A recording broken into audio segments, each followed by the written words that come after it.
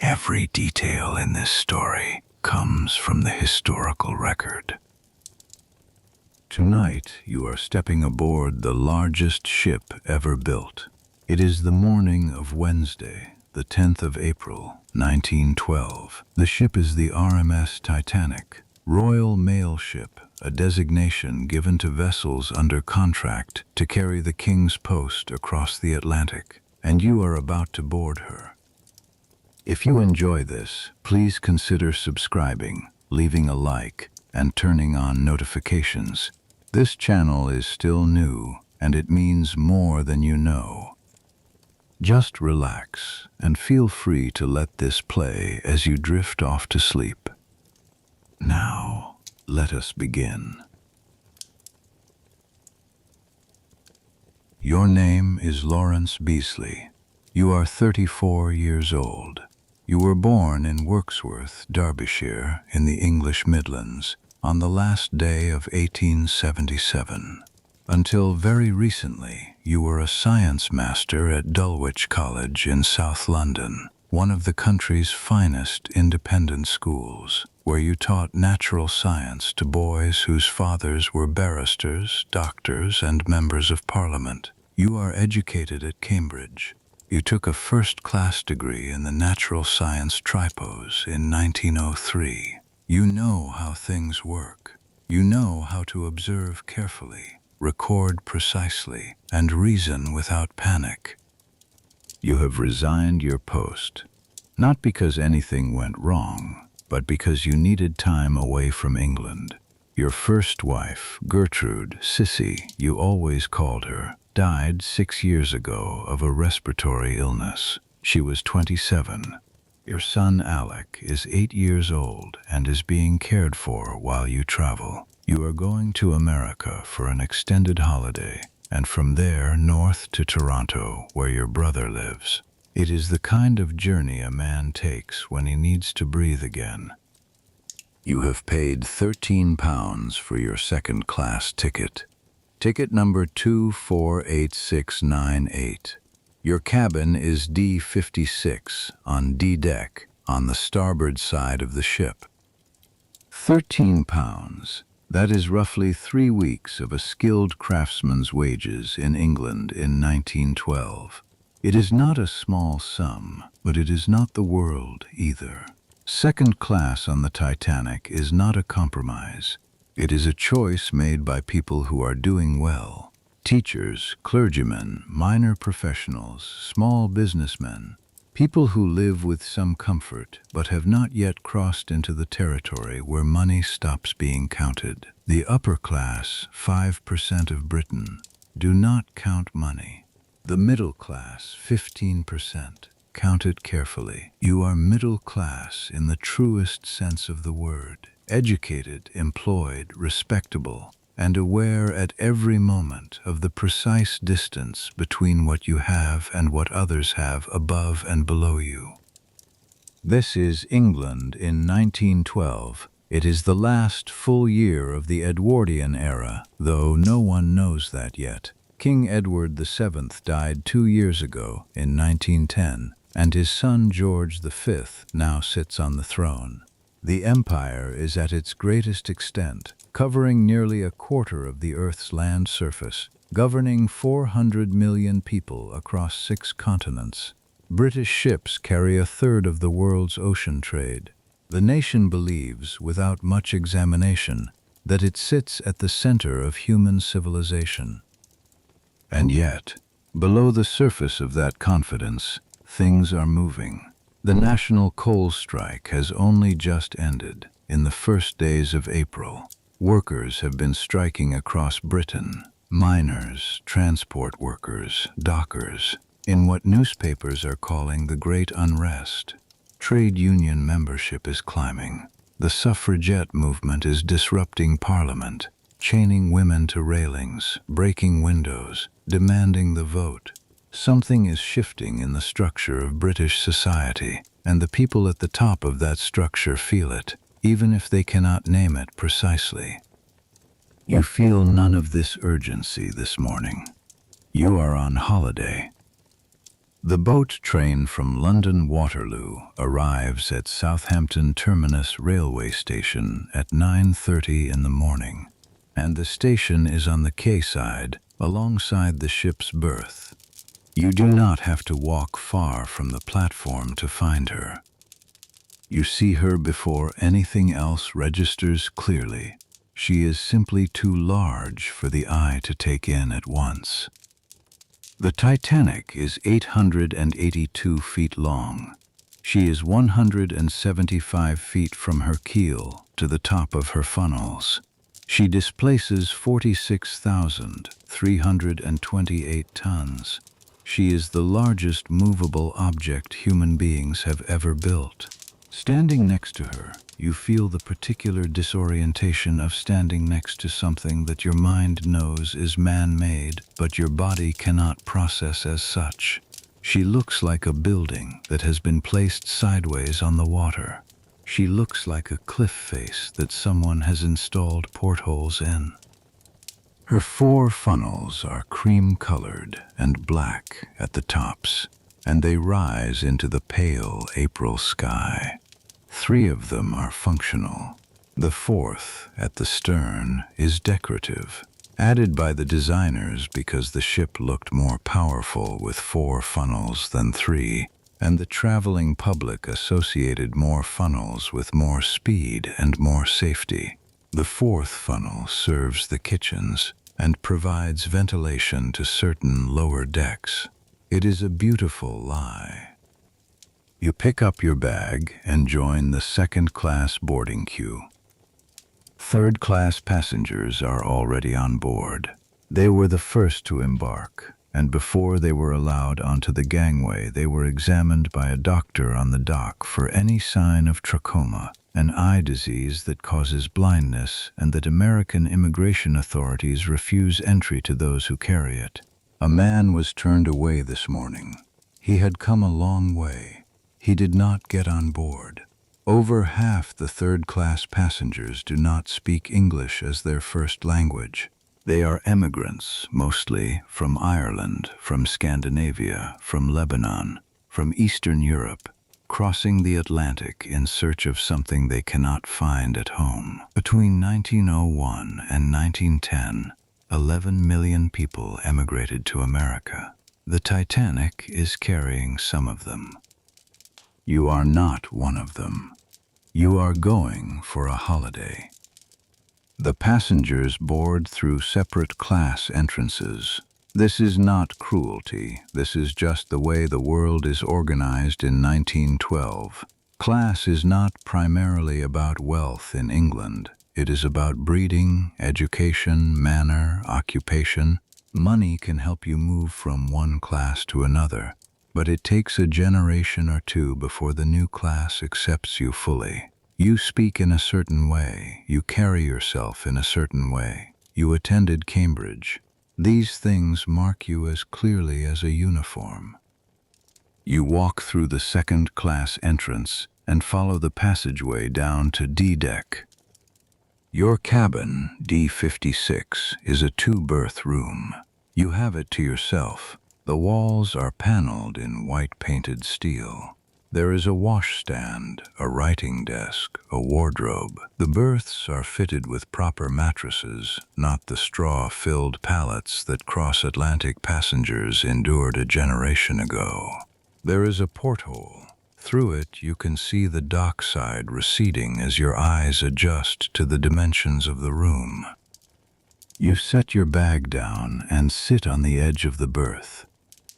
The ship does not feel like it is going anywhere yet. It feels entirely still. The engines are running somewhere far below. You can feel them as a very faint vibration in the metal frame beneath you, like a heartbeat in a very large body. But there is no sense of movement, no sense of urgency. You sit in the quiet and listen to the sound of other passengers settling into their cabins along the corridor. This ship was not built quickly or cheaply. She was constructed at the Harland and Wolff shipyard in Belfast at a cost of approximately £1.5 million.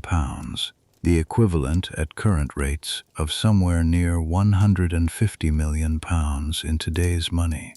She took 26 months to build. At the height of construction, 3,000 men worked on her simultaneously. Before she was finished, 6 of them died, killed in accidents on the scaffolding, in the machinery, in the dangerous work of bending steel at scale. Their names were not printed in the newspapers alongside the launch announcements. The Titanic exists because of a competition. In 1907, J. Bruce Ismay, the managing director of the White Star Line, and Lord Peary, chairman of Harland and Wolff, met at a dinner party in London. Cunard Line, White Star's great rival, had just launched the Lusitania and the Mauretania, the fastest Atlantic liners in the world. Cunard had beaten them on speed. Ismay and Peary decided they would not compete on speed. They would compete on size and luxury. They would build ships so large and so fine that speed would seem beside the point. The result was the Olympic class, 3 ships, Olympic, Titanic, and Britannic, to be built in sequence. The Olympic entered service in June of 1911. The Titanic is her maiden voyage, this April of 1912. The Britannic is not yet finished. White Star does not chase the blue riband, the prize for the fastest Atlantic crossing. Cunard's Mauretania holds it, and she has held it since 1907, crossing the Atlantic in 4 days and 10 hours. The Titanic is not built for that kind of speed. She is built for something else. She is built for the experience of the crossing itself, for the sensation of traveling in such comfort that the ocean feels like a minor inconvenience rather than an obstacle. You will feel this in your cabin. You will feel it in the dining saloon. Just before noon, you feel the very first movement. It is not dramatic. It is a barely perceptible shifting of weight, a slight change in the quality of the stillness. Far below, 6 tugs are maneuvering the Titanic out of berth 44, pulling and pushing her enormous hull sideways into the river Test. You go up to the deck. The crowd on the dock is enormous. Thousands of people line the quayside, families of the crew, curious Southamptonians, journalists, dock workers who have paused in their labor to watch. When the ship's triple-toned whistles sound, the noise is immense, and the crowd replies with cheering that you can hear even over the machinery. The Titanic begins to move, and then something happens that no one expected. As the ship's 3 massive propellers begin to churn the water, the displacement they create, the enormous wash of a 46,000-ton hull moving through a confined channel, causes a suction in the water around the nearby vessels. The USMS New York, a smaller steamship moored ahead along the ship's path, begins to swing outward. Her mooring ropes, thick steel hawsers, snap one by one with sounds like cannon fire. 6 of them break in sequence. The New York, free and unpowered, swings toward the Titanic's stern with her hull broadside. You watch this from the deck. You watch the gap between the 2 ships narrow to approximately 4 feet before a tug manages to get a line on the New York and drag her back. 4 feet, the breadth of a doorway. If the tug had been 30 seconds slower, the Titanic's maiden voyage would have ended before she left the harbor. The delay costs an hour. Departure, originally noon, is pushed to 1 o'clock. You stand on deck and watch Southampton's waterfront recede, and the crowd on the dock grows smaller, and then the docks themselves become a dark line against the Hampshire shore, and then there is only the gray-green water of Southampton Water, and then the Solent, and then the open English Channel. The ship accelerates. You feel it not as acceleration exactly, but as a deepening of the vibration beneath your feet, a thickening of the mechanical pulse that has been present since you boarded. The Titanic is powered by two four-cylinder reciprocating steam engines, each driving one of the outer propellers, and one low-pressure Parsons turbine driving the central propeller. The combined output is approximately 51,000 shaft horsepower. This machinery occupies the lowest decks of the ship in a space the size of a cathedral. 269 furnaces consume 825 tons of coal per day at full speed, shoveled by hand by a team of firemen and trimmers working 4-hour shifts around the clock in the temperature of a forge. You do not see any of this. You feel only the smooth, quiet forward motion of the ship, which is at this moment traveling at approximately 18 knots, roughly 21 miles per hour. The vibration through the deck is faint. The bow cuts the channel water without visible drama. It is, above all else, comfortable. You go back to your cabin and unpack properly. The first-class accommodation up on B and C decks has private promenade decks, a gymnasium with mechanical horses and stationary bicycles, a Turkish bath, a squash court, a swimming pool, and a café parisien decorated to resemble a Parisian sidewalk, completely enclosed behind glass. The suites on B deck cost up to £870 in high season. That is more than 14 times what you paid for your entire ticket. You do not have access to any of this. What you have is the second-class library on C deck, a comfortable paneled room with bookshelves and writing tables, where you can borrow a book from the ship's collection and spend the afternoon reading. You have the enclosed second-class promenade on B deck, where the salt air comes through the glass and you can watch the white wake behind the ship. You have the second-class smoking room for the men and the second-class dining saloon on D deck, which is in truth considerably finer than the first-class dining rooms of most other ships currently sailing the Atlantic. That comparison is not an accident. White Star built their second and third-class accommodation on the Titanic to standards that would have been considered first-class on their competitors' ships from 10 years ago. They understood that the emigrant and middle-class market was as important as the wealthy market, perhaps more so since there were far more people in it. Between 1907 and 1912, the competition between shipping lines became so fierce that an emigrant could book third-class passage to America for as little as $10. Third class on the Titanic is the most comfortable steerage accommodation on the Atlantic. You find the library and select a book. You are by nature a careful observer. You will record details later, in notes made during the voyage, which will eventually become a book, published only 9 weeks after this voyage ends. You notice things. You note the quality of the wooden paneling. You note the light through the portholes.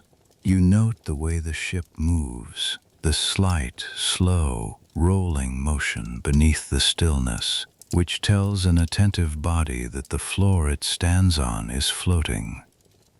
You are not afraid of the sea. You have no particular reason to be afraid of this ship.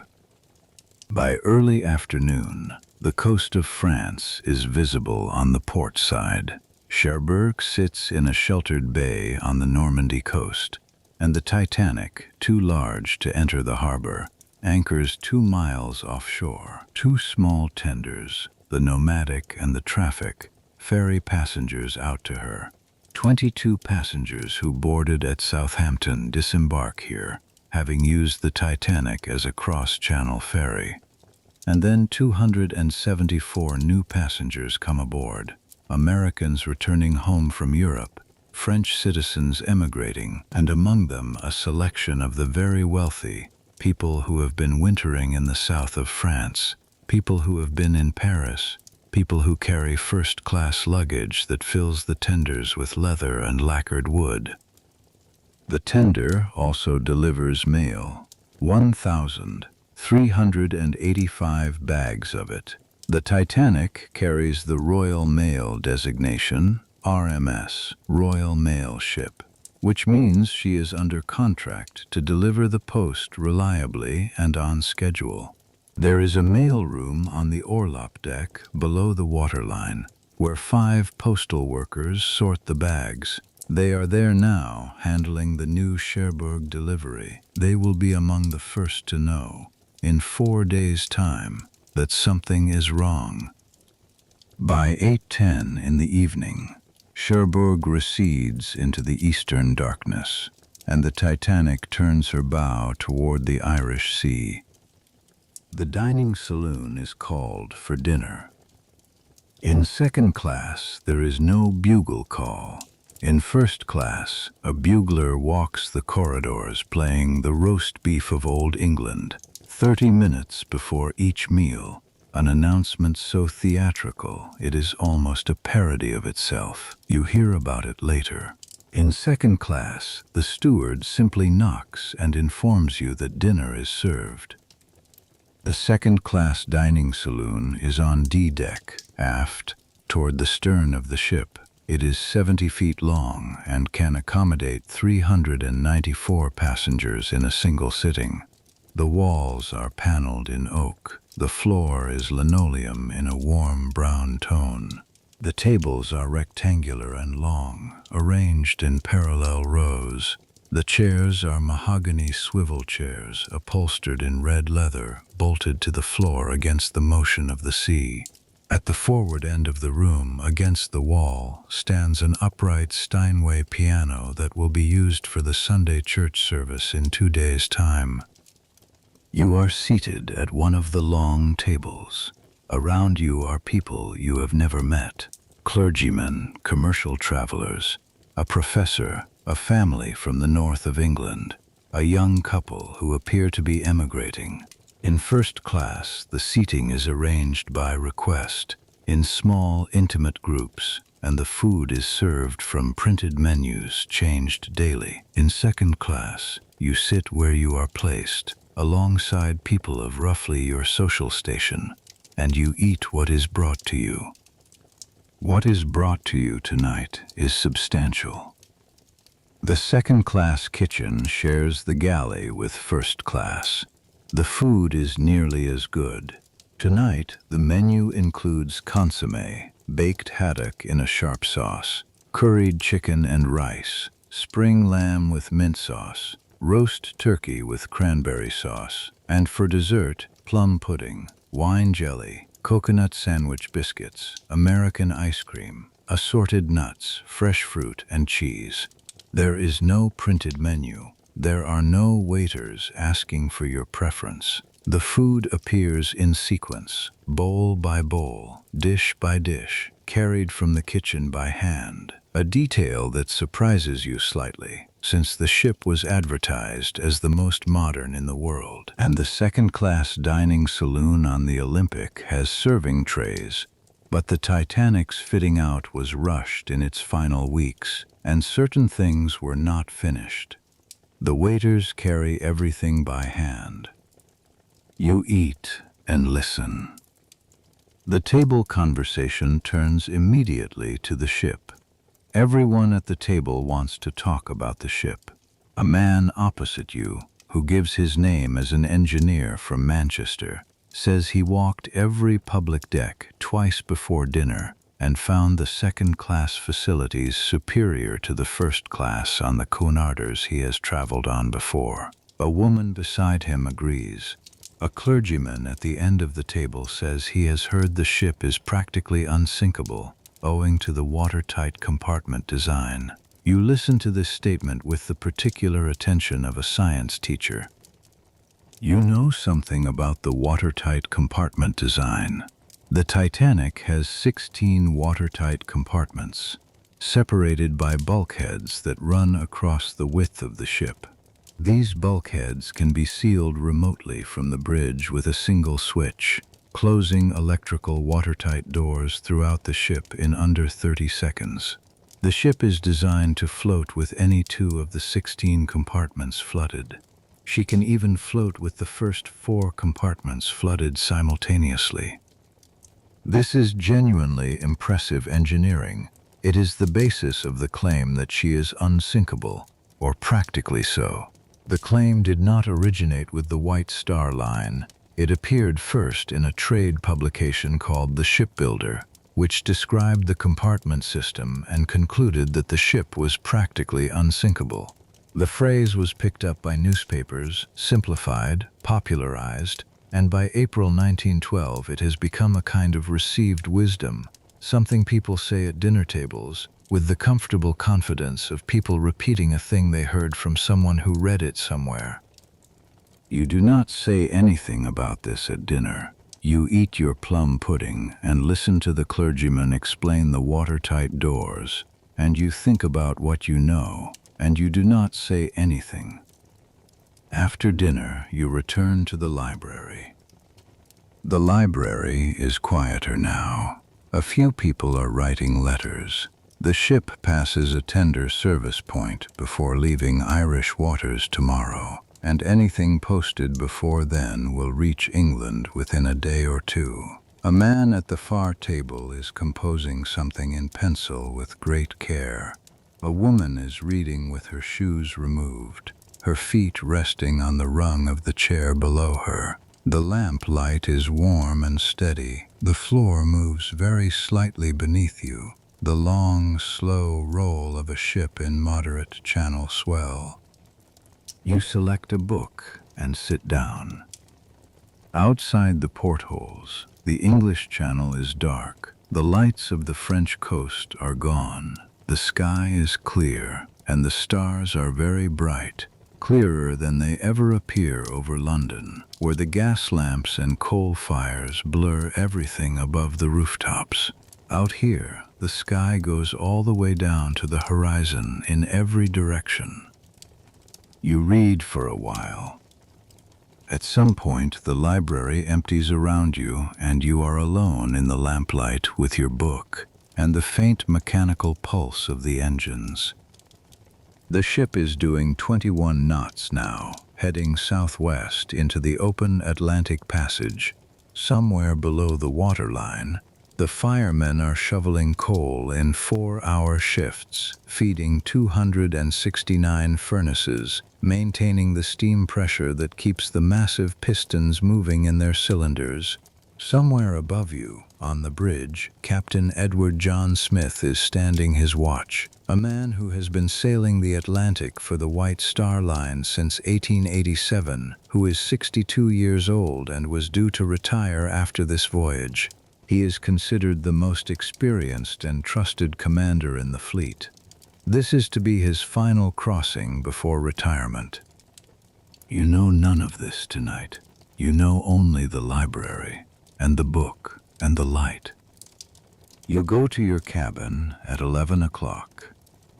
You undress, wash at the basin, and get into the berth. The sheet is clean and stiff with laundry starch. The pillow is firm. The porthole is dark, showing only the reflection of the small lamp you leave burning on the writing desk. The ship moves beneath you, not violently, not even perceptibly really. It is more like lying in a very large room that happens to be resting on something that breathes. The engines are a presence rather than a sound. The floor is solid and slightly warm through the mattress. You have read about this. The smoothness of large ships in moderate seas is one of their advertised virtues, particularly among the White Star Line's promotional materials, which describe the Atlantic crossing on their Olympic-class ships as more like a summer's day on a very large lake than an ocean passage. You thought this was advertising language.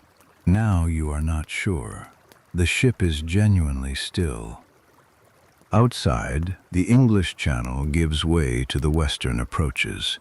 By morning you will be off the Irish coast, making for the port of Queenstown, where the last passengers will board before the open ocean begins. The lamp burns quietly on the desk. You pull the sheet up. The berth is narrow but not uncomfortable. You have slept in worse places. Dormitory rooms at Cambridge, cold lodgings in London when you were first teaching. This is better than both of those.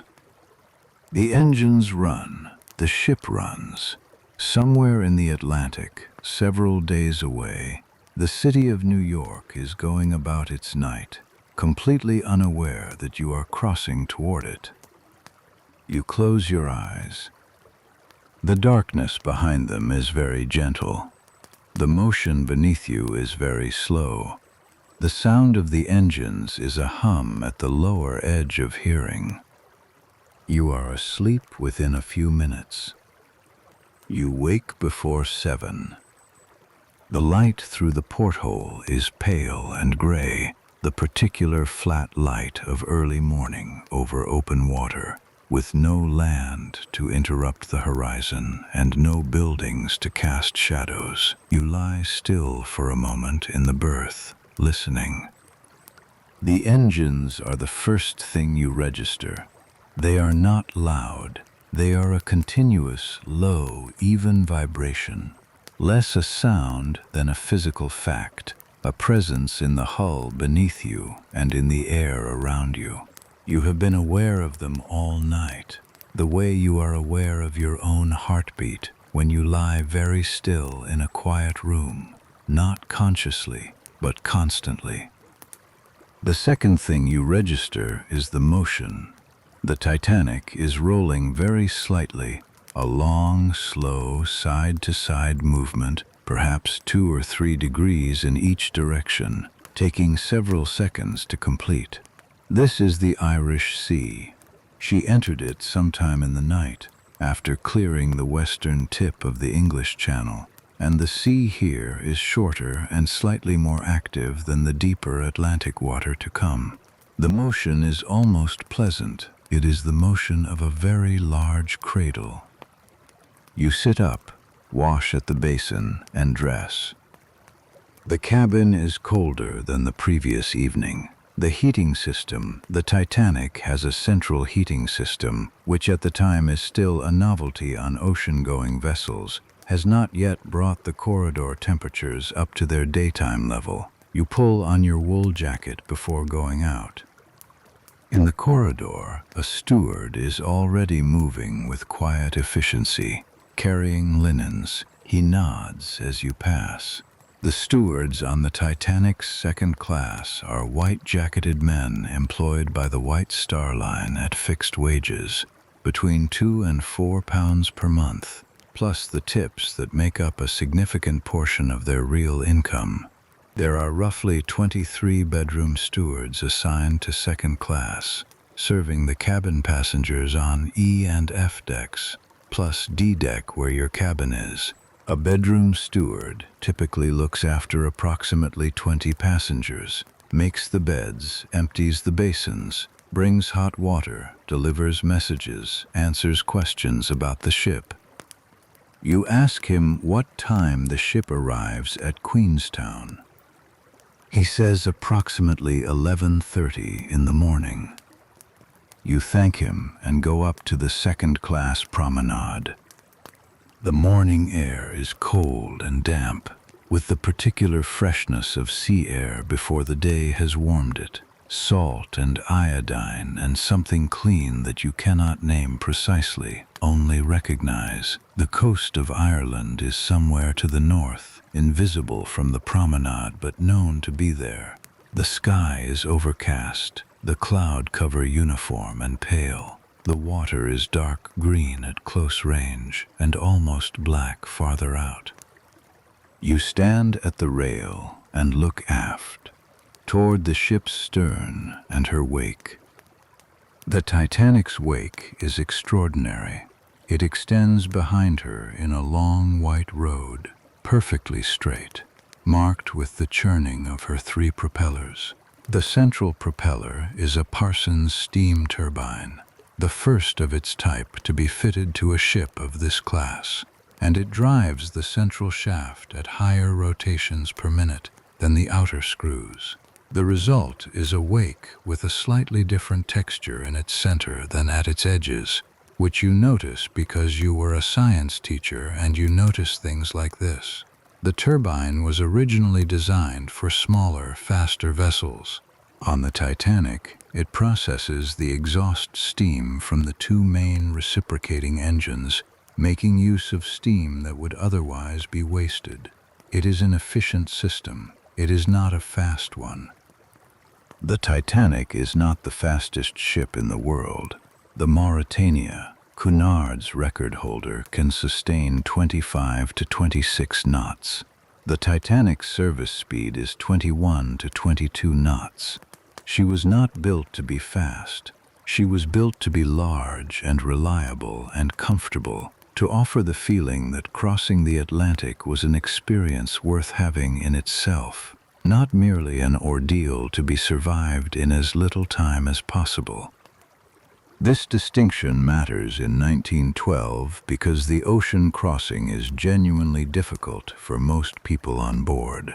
For the 373 people in third class, the journey will take approximately 5 to 7 days after leaving Queenstown, much of it spent in the lower decks of the ship in close quarters with strangers, eating communal meals in a dining room on F deck, with limited access to fresh air. The Atlantic in April is cold. The sea, even on a calm voyage, produces nausea in those not accustomed to it. The noise from the engines and the propellers is considerably louder on the lower decks.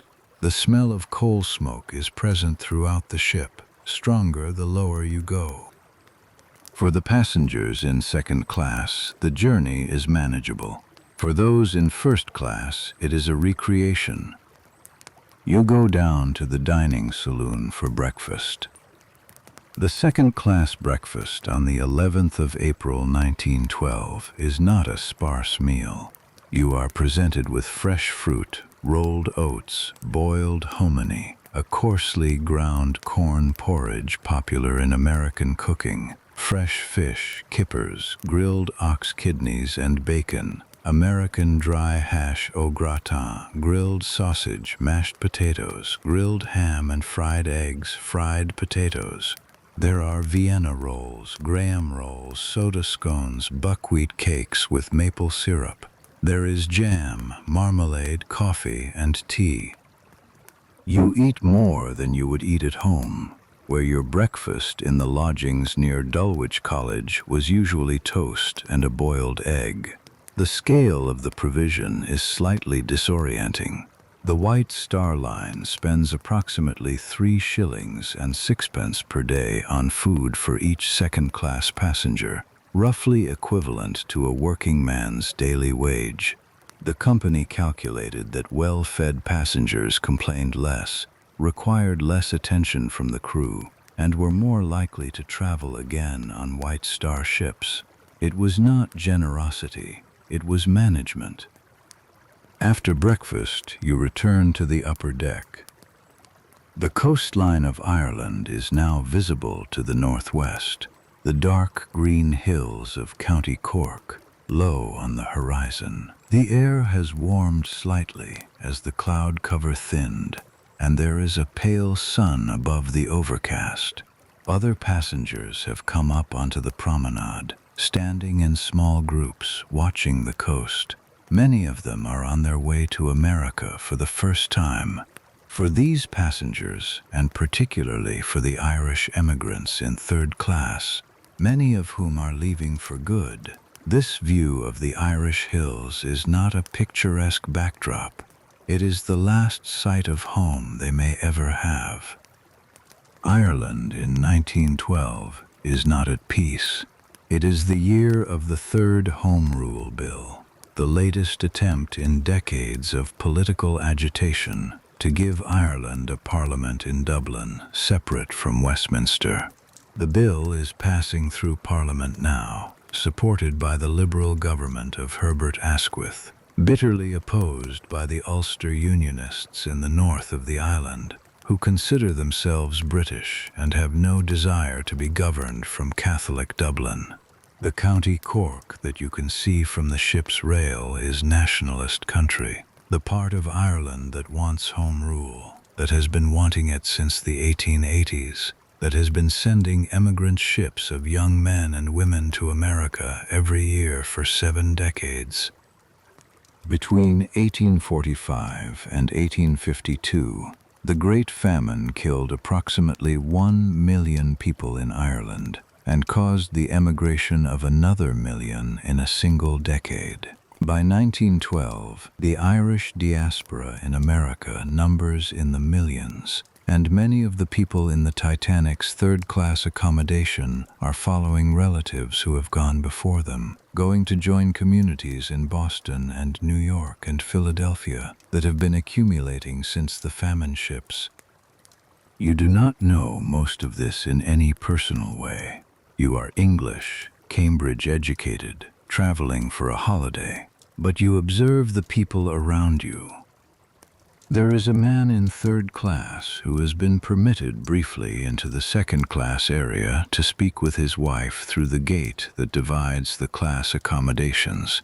You see this from the promenade. The two of them are standing on opposite sides of a locked gate, speaking through the bars in low voices. She in second class, he in third. Presumably she has the better ticket for a reason you do not know. They are speaking with evident affection. He reaches his hand through the bars, and she takes it. The gate is not symbolic. It is a physical barrier. It is, in the language of 1912, simply the correct arrangement of things.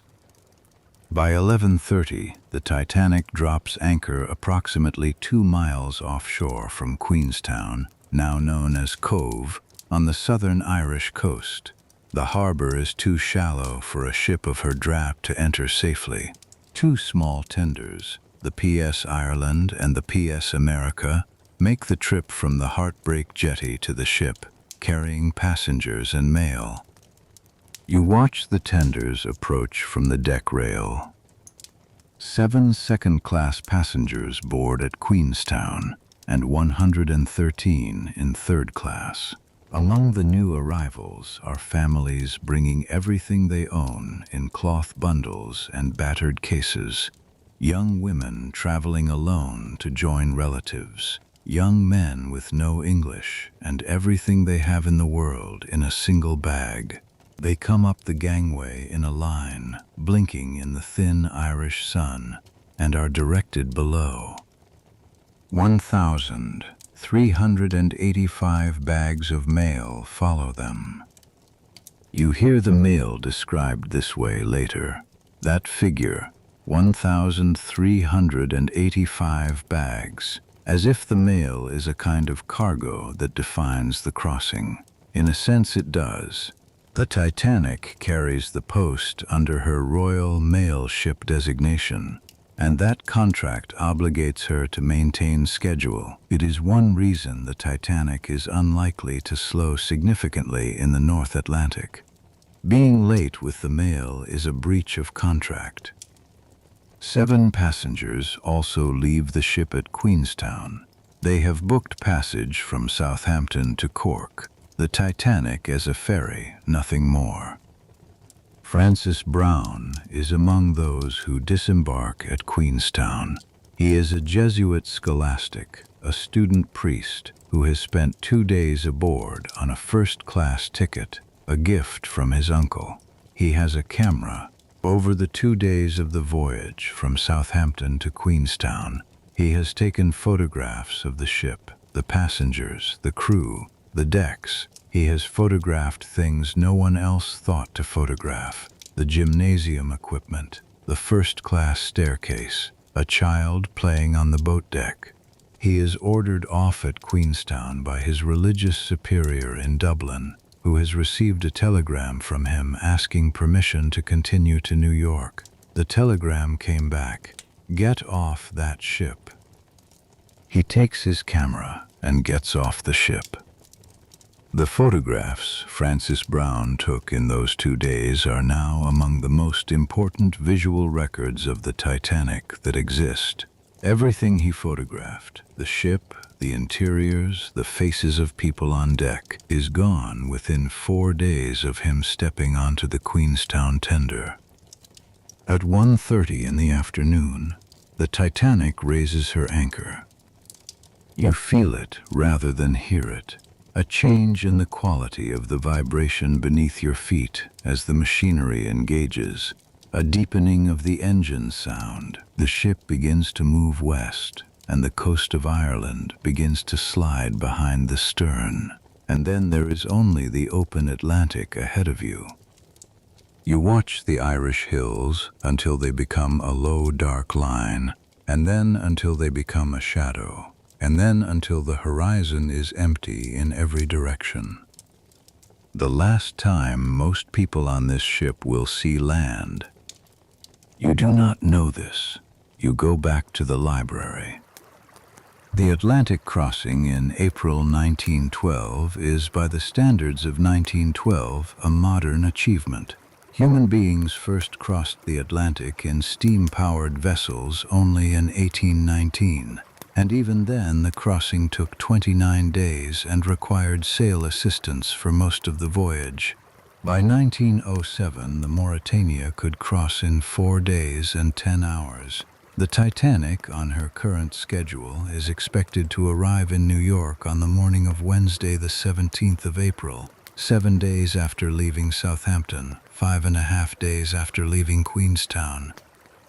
The distance from Queenstown to New York is approximately 2,800 miles. The Titanic is traveling west at 21 knots, which means she covers approximately 500 miles of open ocean in each 24-hour period. At this pace, she will pass south of the Grand Banks of Newfoundland on Sunday night or early Monday morning. You do not think about any of this. You think about your book. The second-class library is well stocked for a ship's library.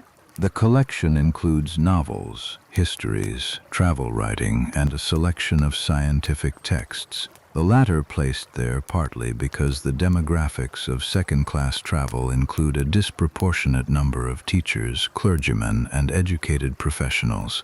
You are reading a history of the Levant, which you picked up yesterday and have been working through steadily. It is a comfortable book, not challenging, but interesting enough to fill the afternoon pleasantly. Around 2 o'clock, you go out to the promenade and find a deck chair. The White Star Line charges a small fee, 6 pence a day, for the use of a deck chair. You pay this without much thought. 6 pence is not a significant expenditure for a man of your income. You settle into the chair with your book, and the North Atlantic air washes over you, and the ship cuts steadily westward. The Atlantic in April is not warm. The air temperature is somewhere around 7 or 8 degrees Celsius, cold enough for a coat and wool gloves, cold enough that you can see your breath in the shade of the funnels. But in the sun, such as it is, and out of the wind, the temperature on the promenade deck is almost pleasant. Several other passengers are in deck chairs near you, an elderly couple, a woman reading with a woolen rug over her knees, a young man asleep with his hat over his face. The ship's wake trails behind you, white and churning and absolutely straight.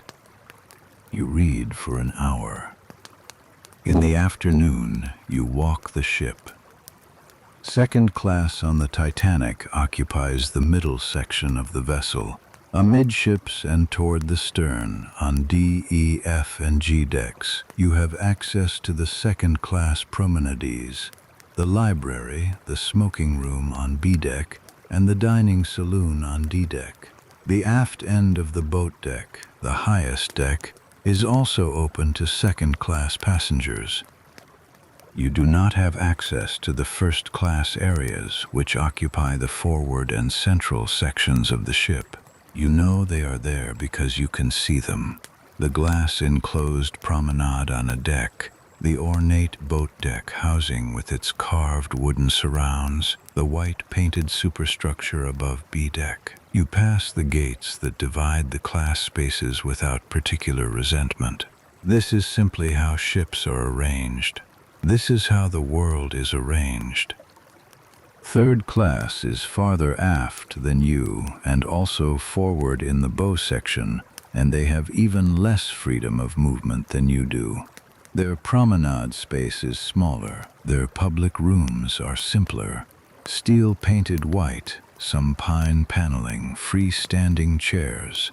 They are comfortable by any honest standard of comparison. The Titanic's third-class cabins are private, with 2 to 10 berths, and the food is better than many of these passengers eat at home. But they are not second class, and they are not first class, and the 3 classes are separated by locked gates and guarded passageways. The gate between second and third class is the gate you saw this morning, the one where the man spoke to his wife. You pass it again in the afternoon on your walk. He is not there. The gate is locked. You go to the boat deck. The boat deck is the topmost deck of the ship, running the entire length of the superstructure. Up here, the Titanic's lifeboats are stored in their davits, the mechanical cranes from which they are lowered into the sea in an emergency. You count them. There are 16 standard wooden lifeboats, arranged in 4 sets of 4 on either side of the ship, and 4 collapsible canvas boats stored on the deck itself. 20 boats in total. They are mounted in Welin quadrant davits, a modern design that allows 2 boats to be launched from each set of davits, one mounted outboard in the traditional position, one stored inboard that can be moved into the davit once the first has been launched. This sounds sufficient until you do the arithmetic. The 16 standard lifeboats have a capacity of approximately 65 persons each. The 4 collapsibles hold approximately 47 persons each.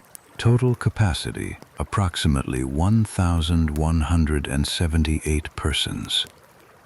The Titanic currently carries 2,208 people on board, passengers and crew combined. The lifeboats can carry roughly half of them. You know this. Most people on the ship know this, or could work it out in a few minutes. It is not a secret. In 1912, British maritime law requires ships to carry lifeboats based on a formula calculated from gross tonnage that was written in 1894 and has not been updated since. Under that formula, the Titanic is required to carry a minimum of 16 lifeboats. She carries 20. She is technically in excess of legal requirements. The Board of Trade surveyor, who inspected and certified the ship before departure, reviewed the lifeboat provision and signed off on it. The law was satisfied. The question of whether 16 or 20 or 48 lifeboats would have been more appropriate for a ship carrying 2,200 people was not a question the law required anyone to ask. You look at the boats in their davits for a moment. You are a scientist. You have done the arithmetic. You think about the arithmetic and then you stop thinking about it and go back down to the library. This is not unusual behavior. Almost everyone on board has done or could do this calculation, and almost everyone has stopped thinking about it in approximately the same way. The ship is the Titanic. She is the most modern vessel afloat. She has the watertight compartment system. She has the most experienced captain in the White Star Fleet. The North Atlantic crossing is made hundreds of times a year by dozens of ships without incident. The lifeboats are there. They are visible. They are maintained. They are simply not thought about very much by the people who are not paid to think about them. You read until dinner. Dinner is again substantial. The second-class dinner menu for the 11th of April is served in the same long dining saloon, with the same bolted swivel chairs, the same starched white tablecloths, the same attentive stewards carrying everything by hand. Your table companions from the previous night are mostly the same people. The engineer from Manchester, the clergyman, a woman traveling alone to meet her husband in New York, who works in the garment trade in Lower Manhattan. The conversation tonight turns to America. This is invariably where the conversation goes on Atlantic crossings in 1912. America is the subject, America as destination, America as idea, America as alternative to whatever England or Ireland or wherever else has failed to provide. The woman whose husband is in the garment trade says he came over in 1905 and has done well. The engineer says he has cousins in Boston who have been urging him to come for years. The clergyman says he is attending a conference in New York and has never been. America is absorbing approximately 1 million immigrants per year in 1912. They come from Southern and Eastern Europe primarily, from Italy, from Poland, from the Austro-Hungarian Empire, from the Russian Empire where Jews are subject to pogroms and young men are subject to military conscription for 25 years. They come from Ireland and from Scotland and from England. They come to New York, where they are processed through Ellis Island, the immigration station in New York Harbor that has been operating since 1892, through which 12 million people will eventually pass between its opening and 1954. They come to take work in the factories, the construction sites, the garment districts, the mines. They come because America does not have a class system in the English sense, or so the story goes. The story is not entirely accurate, but it is powerful enough to move millions of people across an ocean. You are not emigrating. You are on holiday.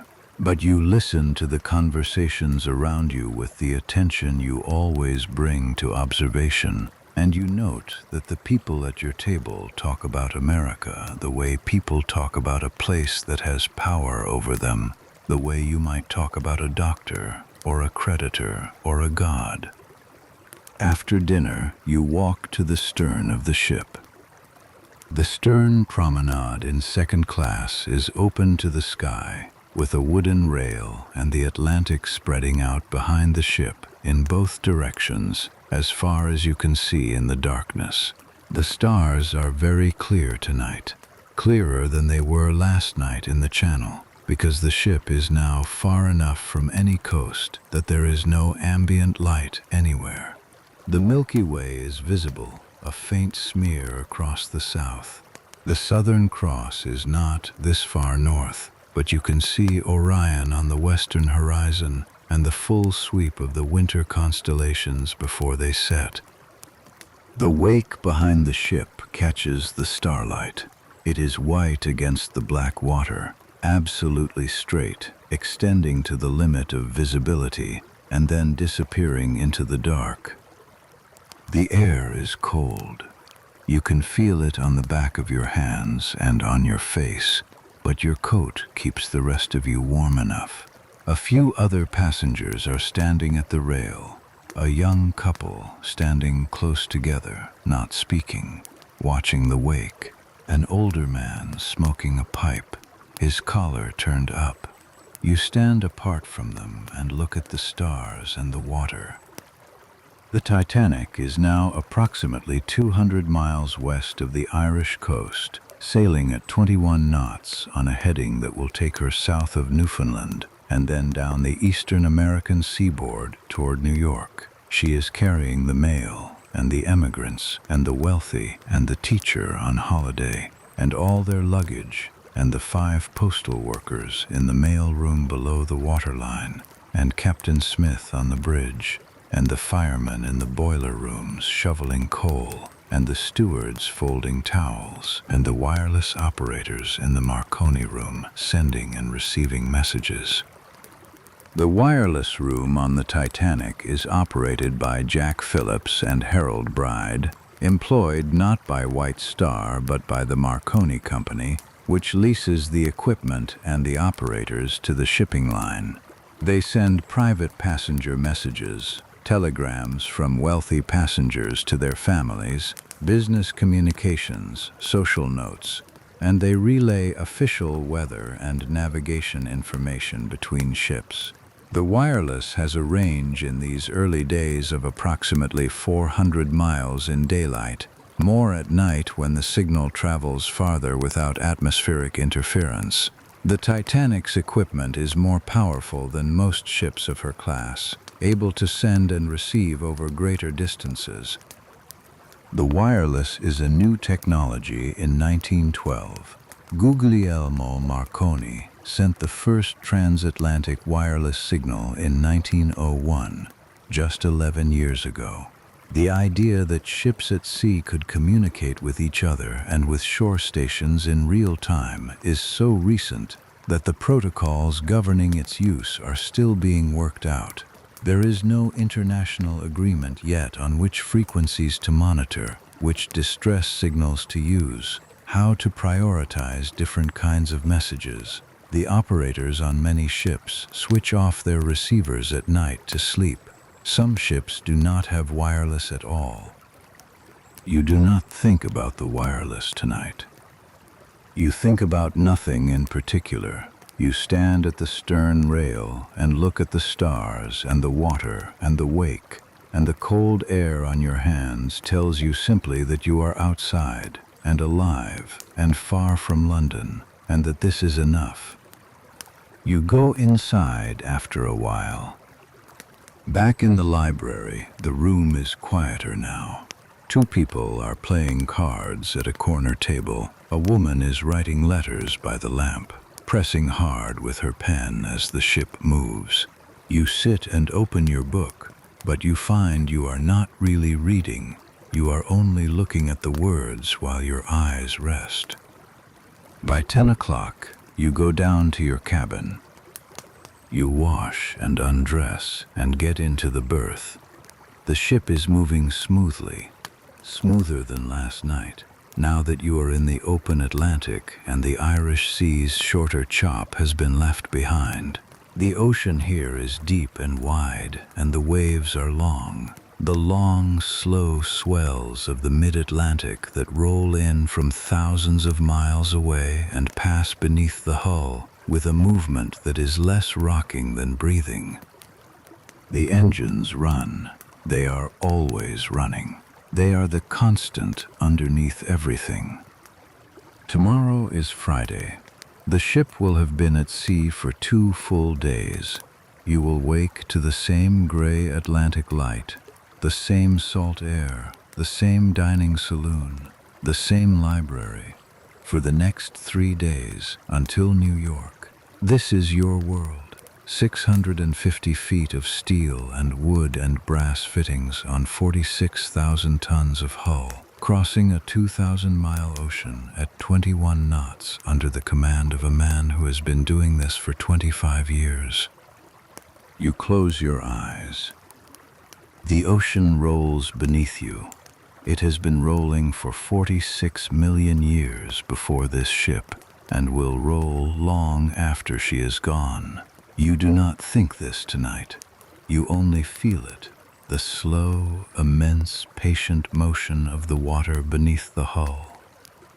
The lamp on the desk is still lit. Somewhere above you, the deck chairs are folded and stacked for the night. The smoking room is emptying of its last card players. The stewards are doing their final rounds of the corridors, checking that nothing needs attention before the night deepens fully. In the wireless room, Jack Phillips is still at his instrument, sending a backlog of passenger messages into the dark Atlantic air. The stars outside the porthole are very bright. You cannot see them from the berth. You only know they are there because you saw them an hour ago from the stern rail, the Milky Way across the south and Orion setting in the west. You wake to a changed quality of light. The porthole shows a sky that is brighter than yesterday, still gray, but a brighter gray. The cloud cover thinner and higher, with a quality of pale, diffused sunlight coming through it that is different from the flat overcast of the Irish Sea. You lie in the berth for a moment and feel the ship. She is moving steadily, with the long, slow rhythm of the open Atlantic. The Irish Sea's shorter chop is gone. Out here the ocean has room to build its swells over thousands of miles, and they arrive beneath the hull in long, gradual undulations that the ship absorbs without drama. The engines are as they always are. They are the constant. You have stopped noticing them the way you stop noticing your own breathing. They are present, always present, and only the absence of them would make you aware. You dress and go up to breakfast. The corridor on D-deck is already active. A steward is making his rounds, knocking on cabin doors with the particular rhythm that means hot water is available in the corridor bath. This is the daily routine. The bath stewards prepare the shared bathrooms from early morning, heating the seawater, not fresh water, which is too precious to be used for bathing, in the copper-lined tubs on the lower decks. To use the bath, you make a reservation with your bedroom steward the evening before, who passes it along. The tubs are cleaned between each use by the bath attendant. The whole arrangement is more formal than anything you have at home, which is, now that you think about it, the point. In second class, shipboard life is conducted with a ceremony slightly beyond what you would normally afford. The second-class dining saloon is already half full when you arrive. The routine of shipboard life establishes itself quickly. By the third day, people have found their preferred seats, their preferred breakfast times, their preferred companions. You are not a particularly social traveler, but you are a good conversationalist when it is called for, and the table you have occupied since Tuesday has acquired a loose group of regular diners whose company you find agreeable.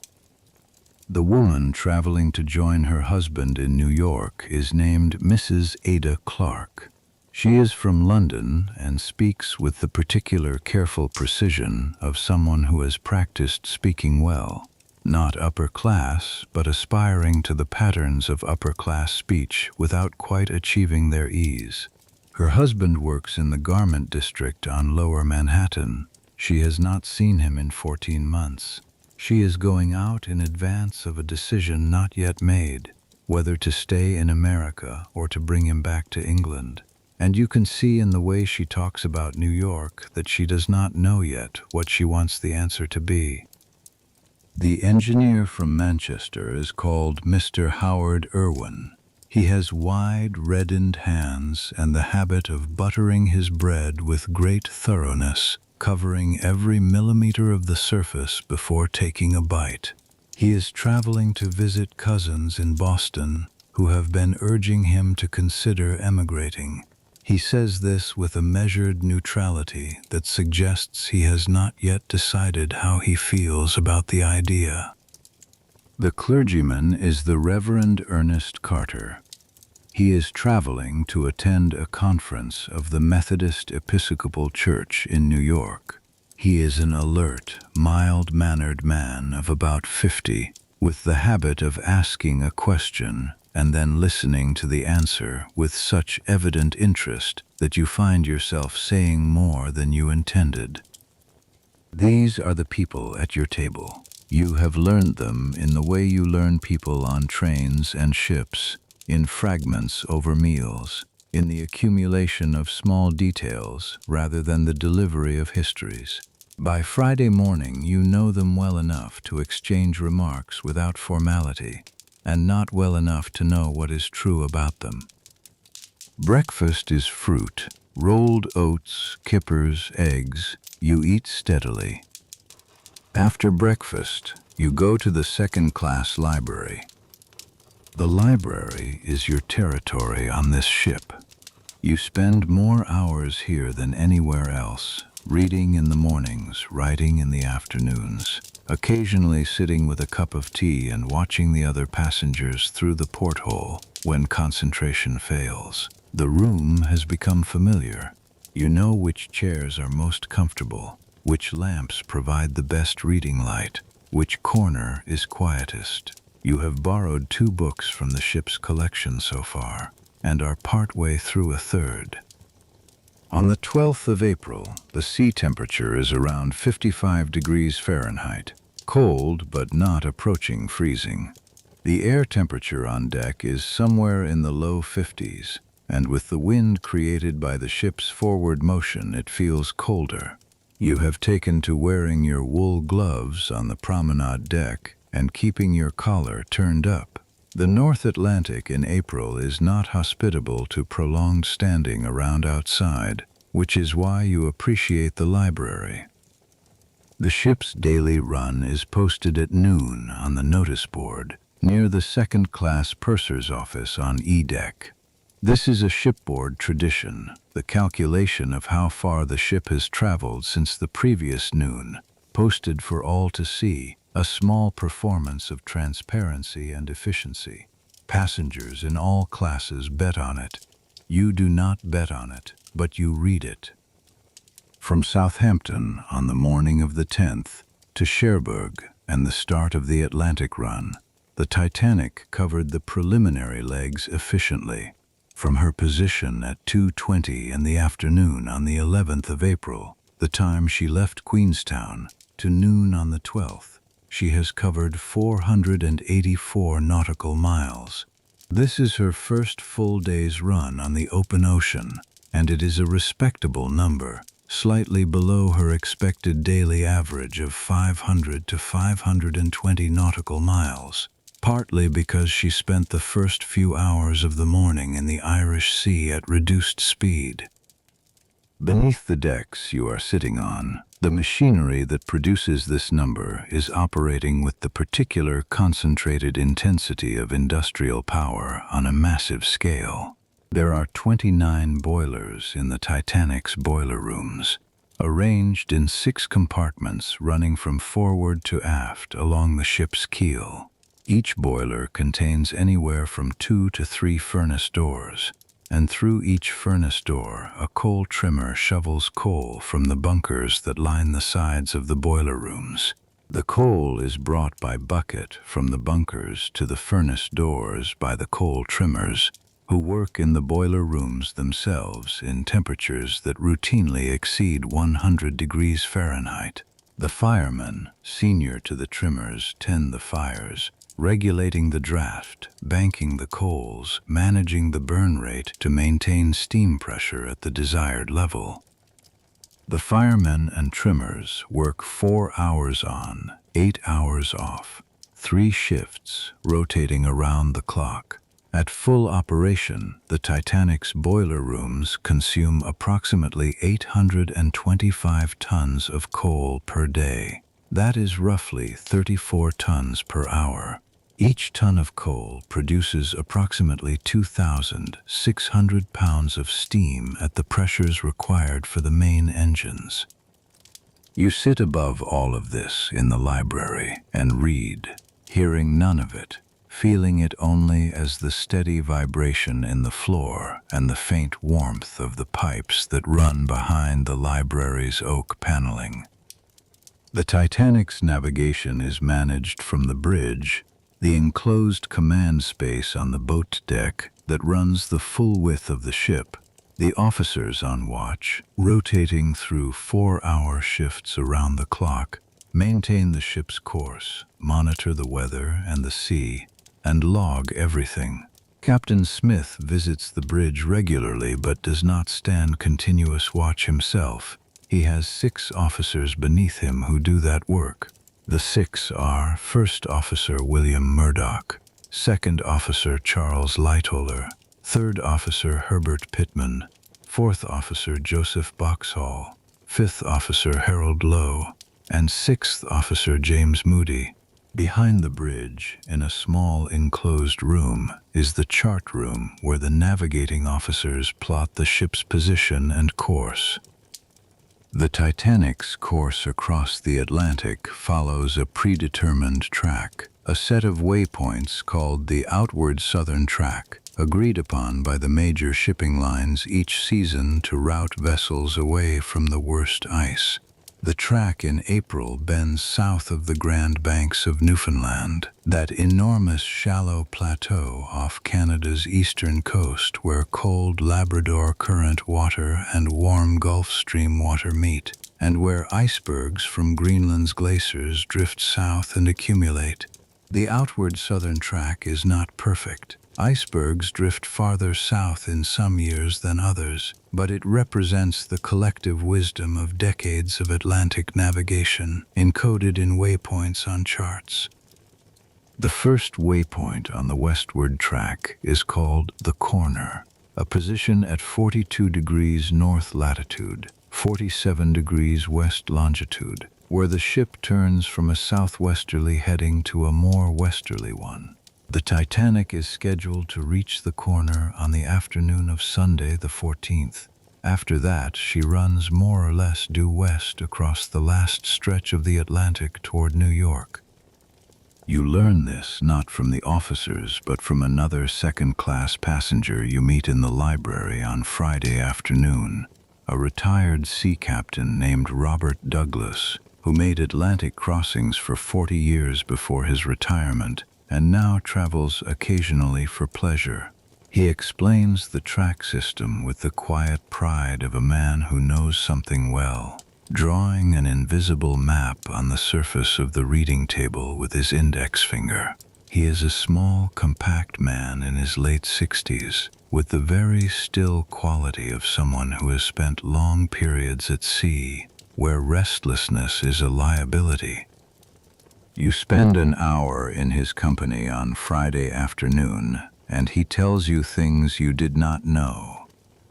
He tells you that this winter was unusually mild in the Arctic, and that the ice season in 1912 has been worse than usual, more bergs breaking loose from the Greenland glaciers, drifting farther south on the Labrador current before the Gulf Stream melts them. He says the ice reports coming in by wireless from ships ahead of the Titanic have mentioned bergs and field ice in the track. He says the company knows this. He says the company knows everything, and the company makes its decisions, and the captains carry them out. He does not say this with alarm. He says it the way a man says a thing that is simply true, without inflection. You thank him for the explanation. He nods and returns to his book. You sit for a while in the library and think about what he said, and then you also return to your book, and by dinner time you have stopped thinking about it. Dinner on the 12th is the same long dining saloon, the same bolted swivel chairs, the same hand-carried dishes. The second-class menu for this evening includes consommé, roast mutton, roast beef, jacket potatoes, ox tongue, sausages, pickles, and salad, and for dessert, tapioca pudding, apple tart, fresh fruit, cheese, and biscuits. The food is what it always is, substantial, well-prepared, and slightly incongruous with the formal china and starched linen that surrounds it. This is the particular quality of second class on the Titanic. Good food in beautiful surroundings, without quite the ease that would make the surroundings feel earned. After dinner, you spend the evening in the library. Around 9 o'clock, two men at the table near yours begin a quiet but clearly engaged theological argument about something in the Psalms. You are not a religious man in any active sense. You were brought up in a Christian household and retain the forms of faith without the content. But you find the argument interesting to overhear. One man is the Reverend Carter. The other is a man you have not seen before, introduced by someone as the Reverend John Harper, a Scottish Baptist minister traveling to preach at the Moody Church in New York. Harper is 39 years old. He is traveling with his daughter Nana, who is 6, and his sister-in-law, who is caring for the child. He is a widower. His wife, Annie, died when Nana was 11 months old. He boarded this ship to preach in America, which is what he does. The argument between him and the Reverend Carter is engaged and genuinely unresolved. The kind of theological conversation that goes nowhere productive but satisfies both parties. You do not join the conversation. You read. By 10 o'clock you go to your cabin. The ship runs west. The engines run. The wake is straight in the dark Atlantic water. You sleep. Saturday morning, the 13th of April. The weather today is the best yet. The cloud cover has thinned to scattered patches, and there is real sun, thin, pale April sun, coming over the horizon from the east and catching the white foam at the bow. The wind is moderate from the northwest, and the sea has a light chop on the surface of the longer swells. The air temperature on deck is in the mid-50s Fahrenheit. For this latitude and season, this is favorable.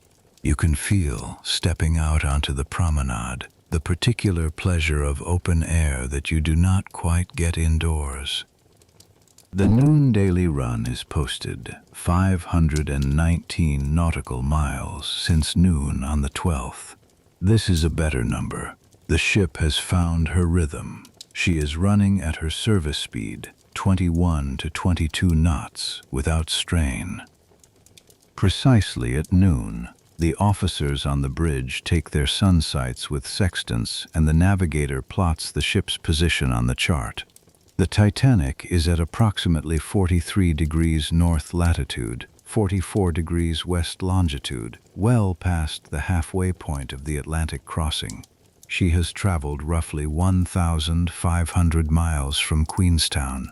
She has roughly 1,300 miles remaining to New York. The Atlantic at this position is more than 12,000 feet deep.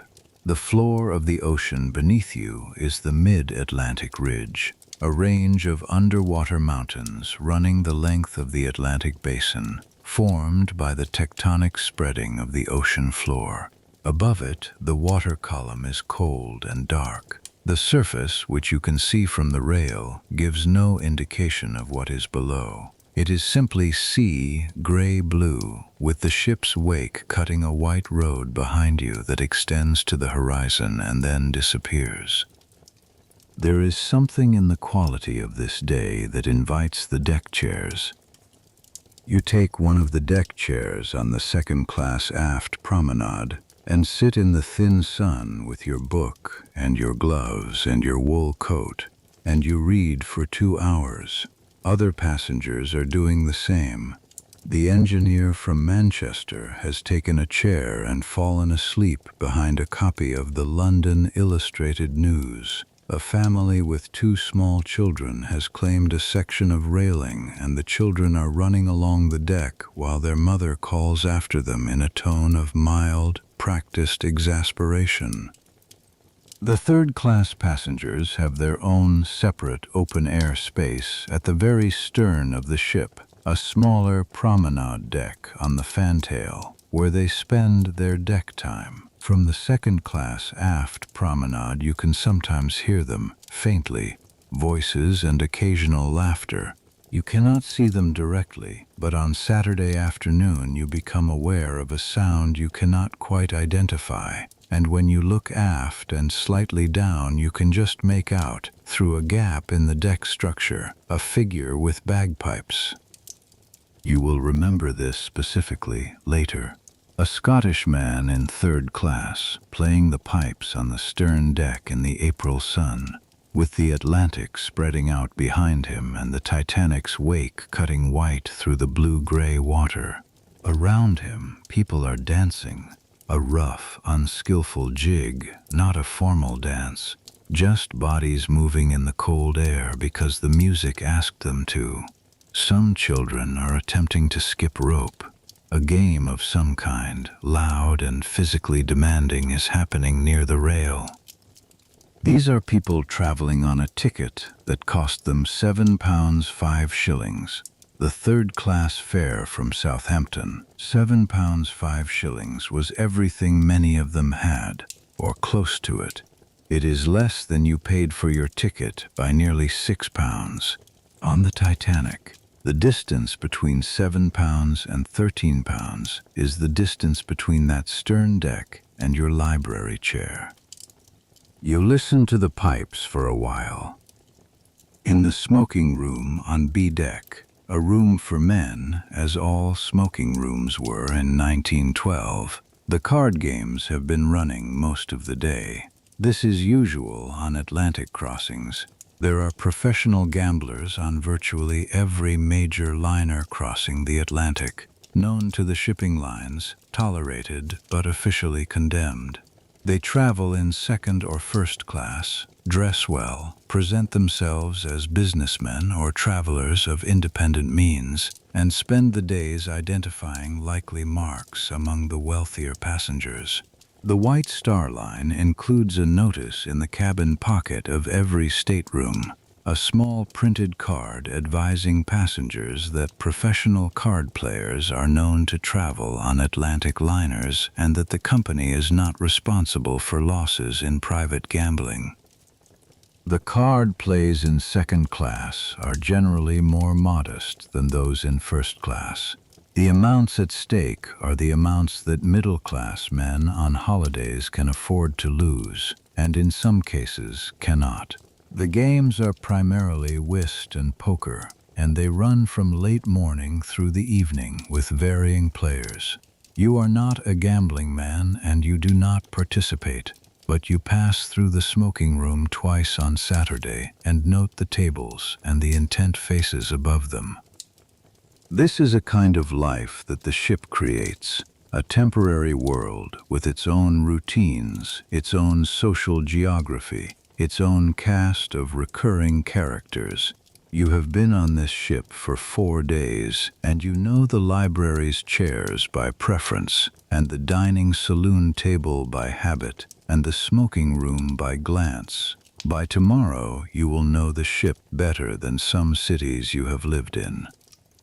After dinner on Saturday, a dinner that includes the now familiar roast meats, the bolted swivel chairs, the hand-carried dishes, the table companions you know well enough to like, you walk the entire perimeter of the second-class promenade deck before going to your cabin.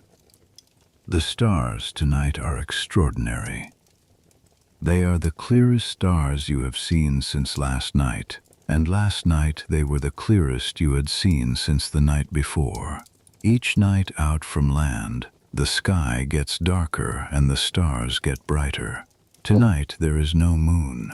The Milky Way is a visible band across the sky, faint but unmistakably present, the way it never is in cities. The Southern Cross is still below the horizon, but you can see low in the south a scattering of stars that you do not recognize from the London sky, which is always washed out and hazy. This is not incidental to the crossing. The stars are, and have always been, how ships find their position at sea.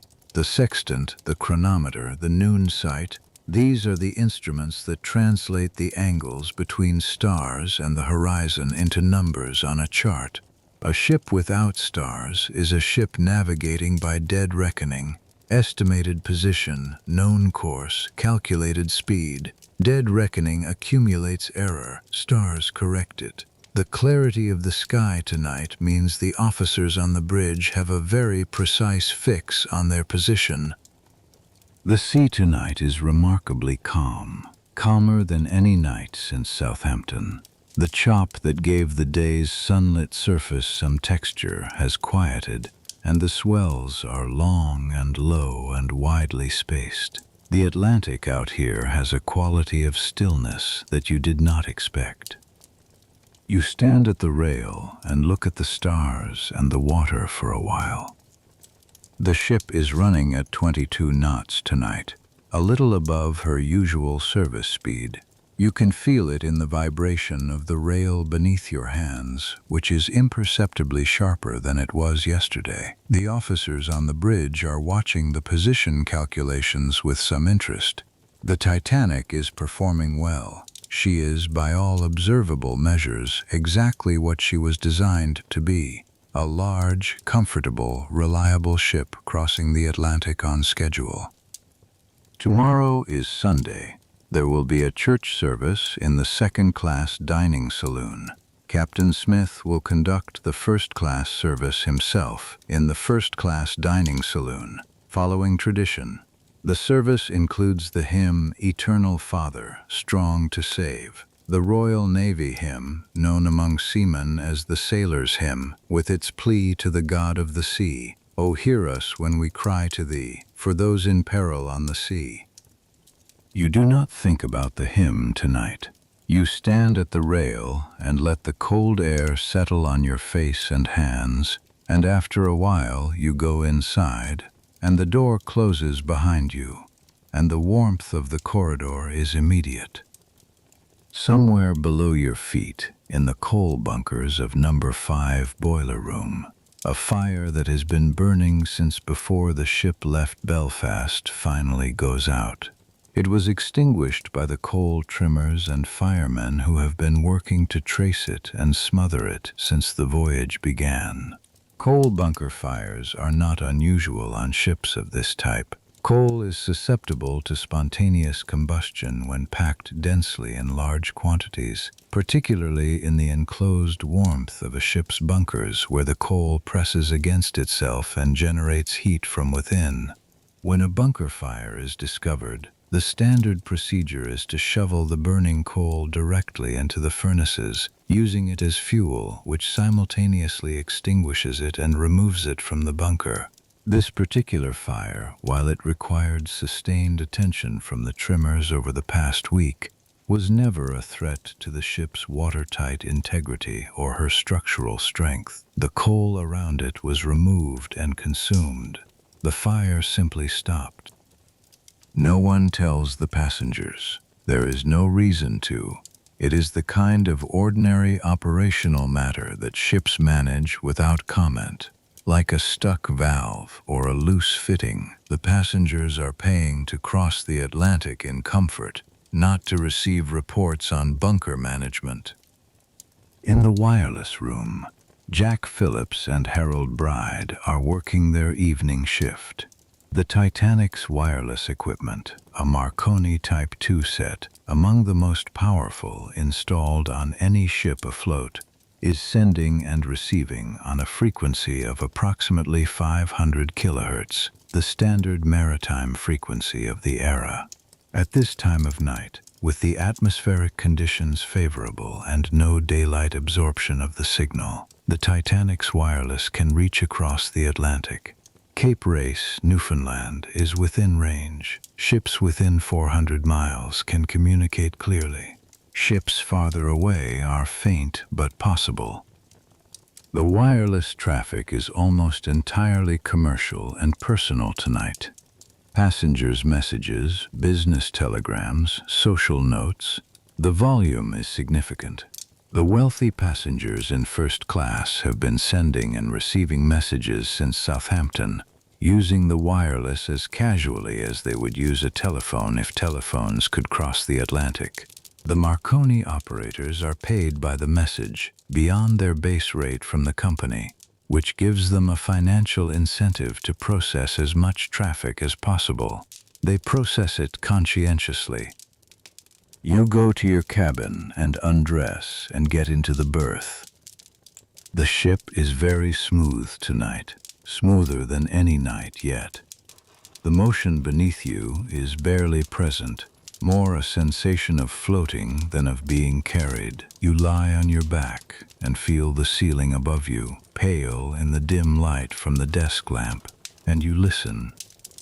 There is no sound beyond the engines, no wind against the porthole, no sound of water. The sea outside is flat enough that the ship's bow cuts it without the usual hiss and percussion of waves at the hull. You are in the mid-Atlantic, on a flat, calm night, in a large, quiet ship, more than 1,000 miles from the nearest significant land. You think about this for a moment. The distance, the depth of water beneath you, the precision with which the officers above you are tracking your position across the face of the ocean. You think about the retired sea captain in the library and what he said about the ice reports coming in from ships ahead. Then you stop thinking about it. There is nothing to be done about it tonight. The ship is running. The officers are watching. The wireless is open. Tomorrow is Sunday, and the ship will be one day closer to New York. And after New York, there is America. And after America, Canada and your brother's house in Toronto, which you have not visited in several years. You wake to stillness. The porthole shows a sky of extraordinary clarity. The kind of clarity you get when an anticyclone settles over a region and the air becomes cold and dry and absolutely transparent. The cloud cover that has been present in varying degrees since Southampton is gone. The sky is a pale, hard blue, deepening toward the zenith, and in it the sun is already above the horizon to the southeast, casting a long, flat light across the sea surface that makes the water look like hammered pewter. You lie in the berth for a moment and feel the ship. She is the smoothest she has been.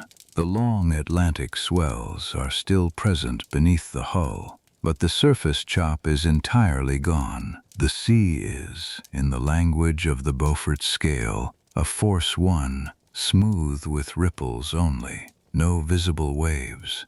The wind is near nothing. The air coming through the porthole gap is cold, noticeably colder than yesterday, and clean. You dress and go to breakfast.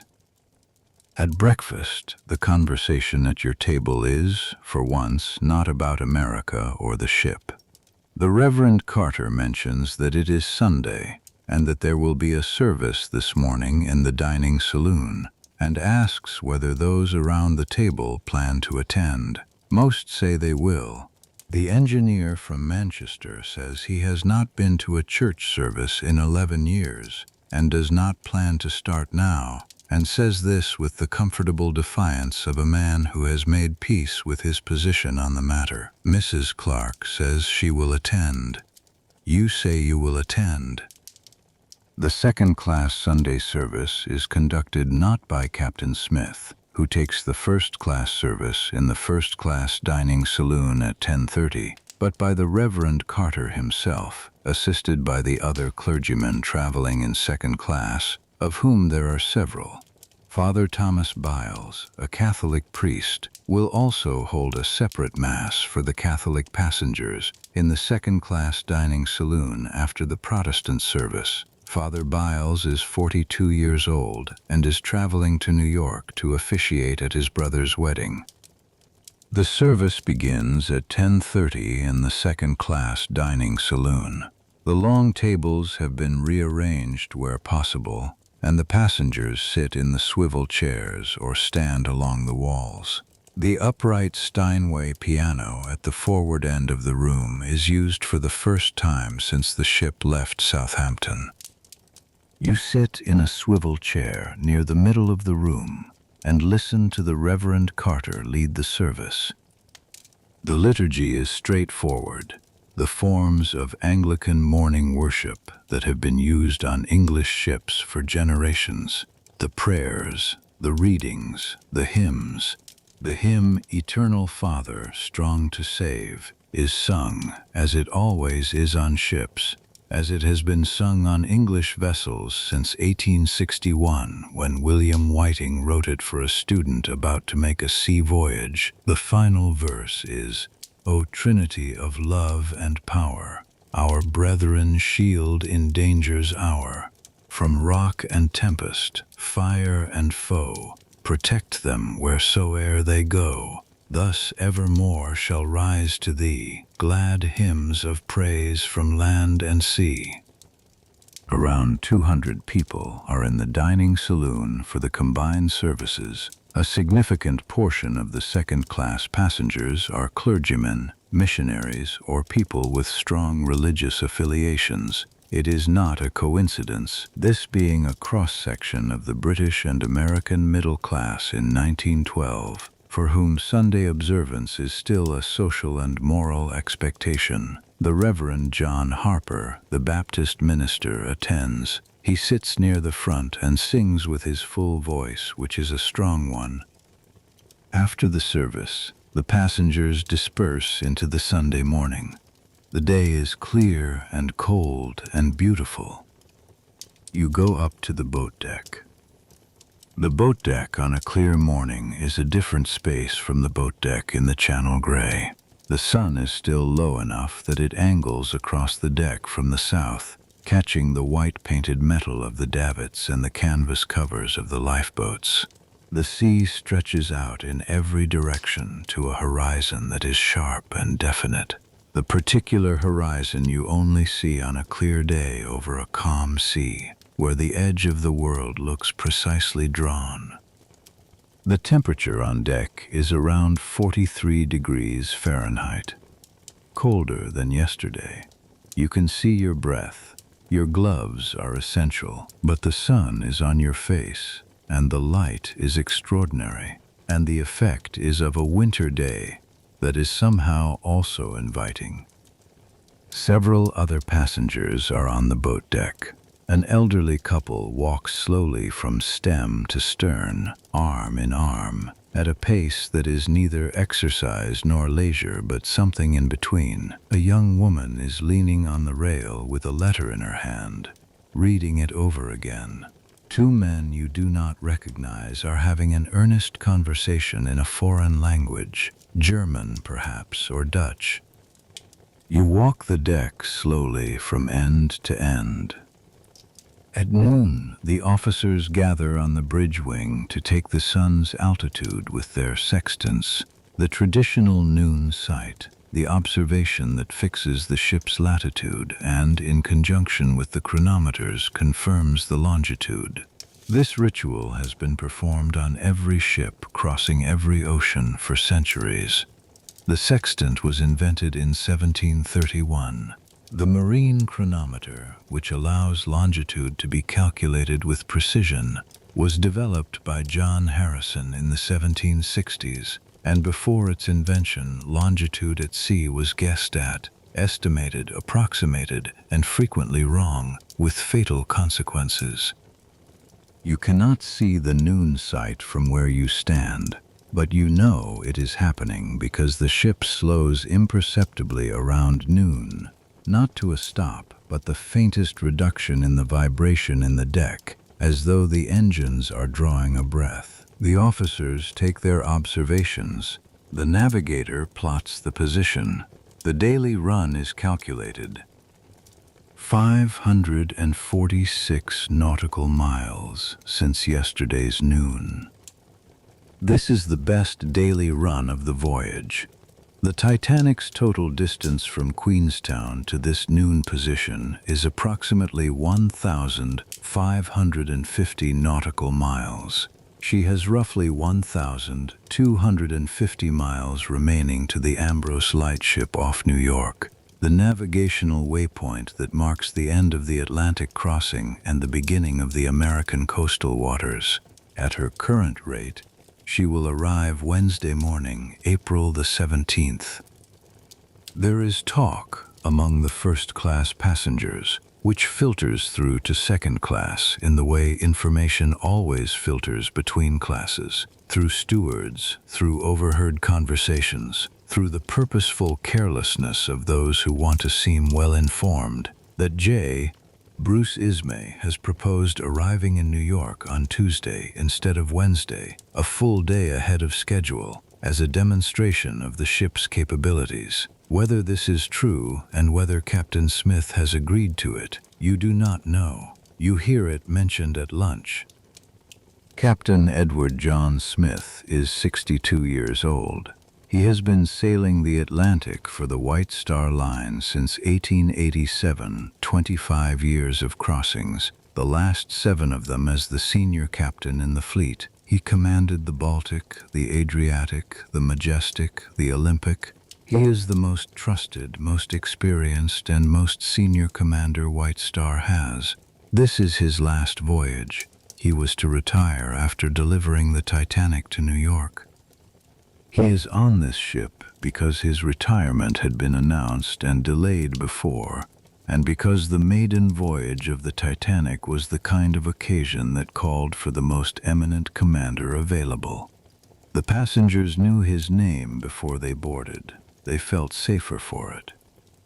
This is posted at the purser's office and makes its way through the ship with the speed that information always travels on vessels at sea, from passenger to passenger, table to table, until everyone knows without quite being able to say how they found out. 546 miles. This is the best daily run yet.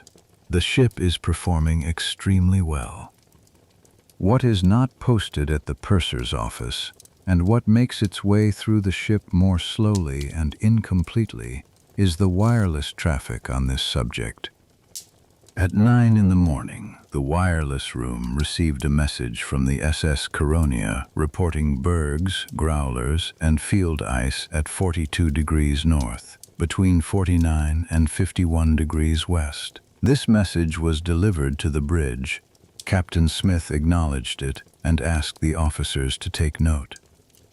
At 1:42 in the afternoon, the RMS Baltic transmitted a message reporting large quantities of field ice approximately 250 miles ahead on the Titanic's current track, along with the position of 2 large steamers that had stopped due to ice.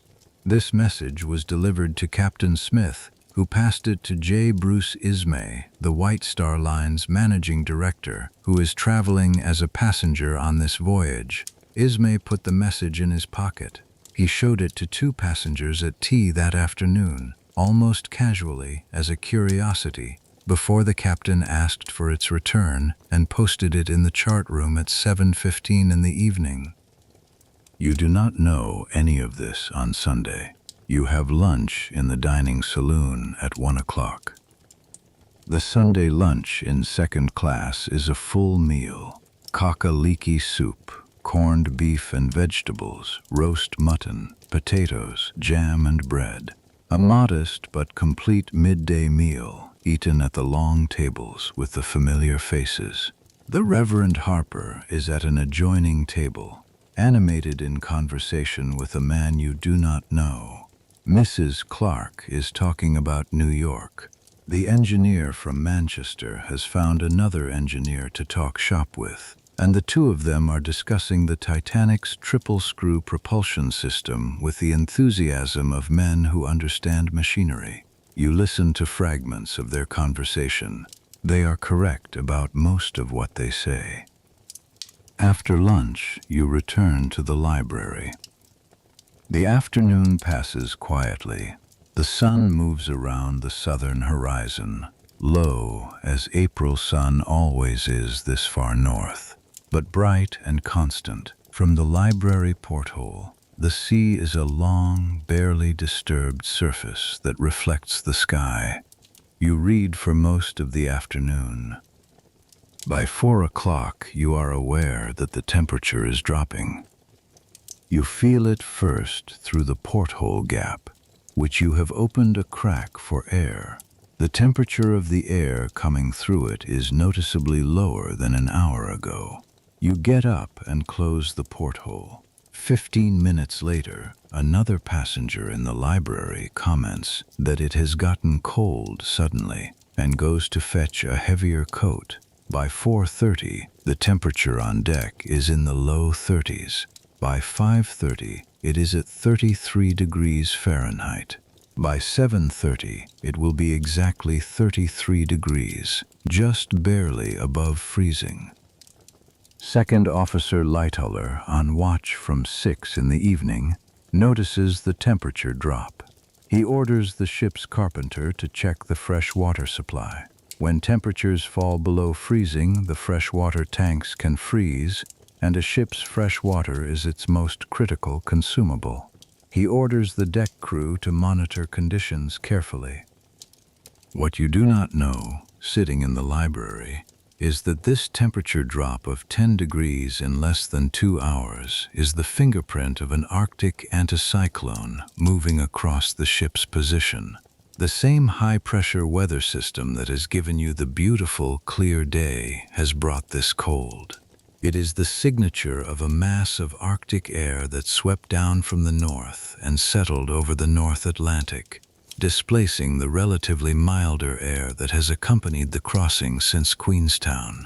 This cold air, combined with the almost complete absence of wind, is producing sea surface conditions that have no parallel in the experience of the surviving accounts. The ocean is becoming a mirror. When water is this cold and this still, it does not display the white caps and surface ripple that allow lookouts to see breaking water at the base of an iceberg from a distance. In normal sea conditions, in any kind of swell, in any kind of wind, icebergs create a visual disturbance around their waterline. The swell breaks against them. The disturbed water is white and visible. A lookout does not need to see the iceberg itself. He sees the disturbed water first, from miles away, and it announces the berg. On a perfectly flat, dark, freezing sea in starlight, there is no disturbed water.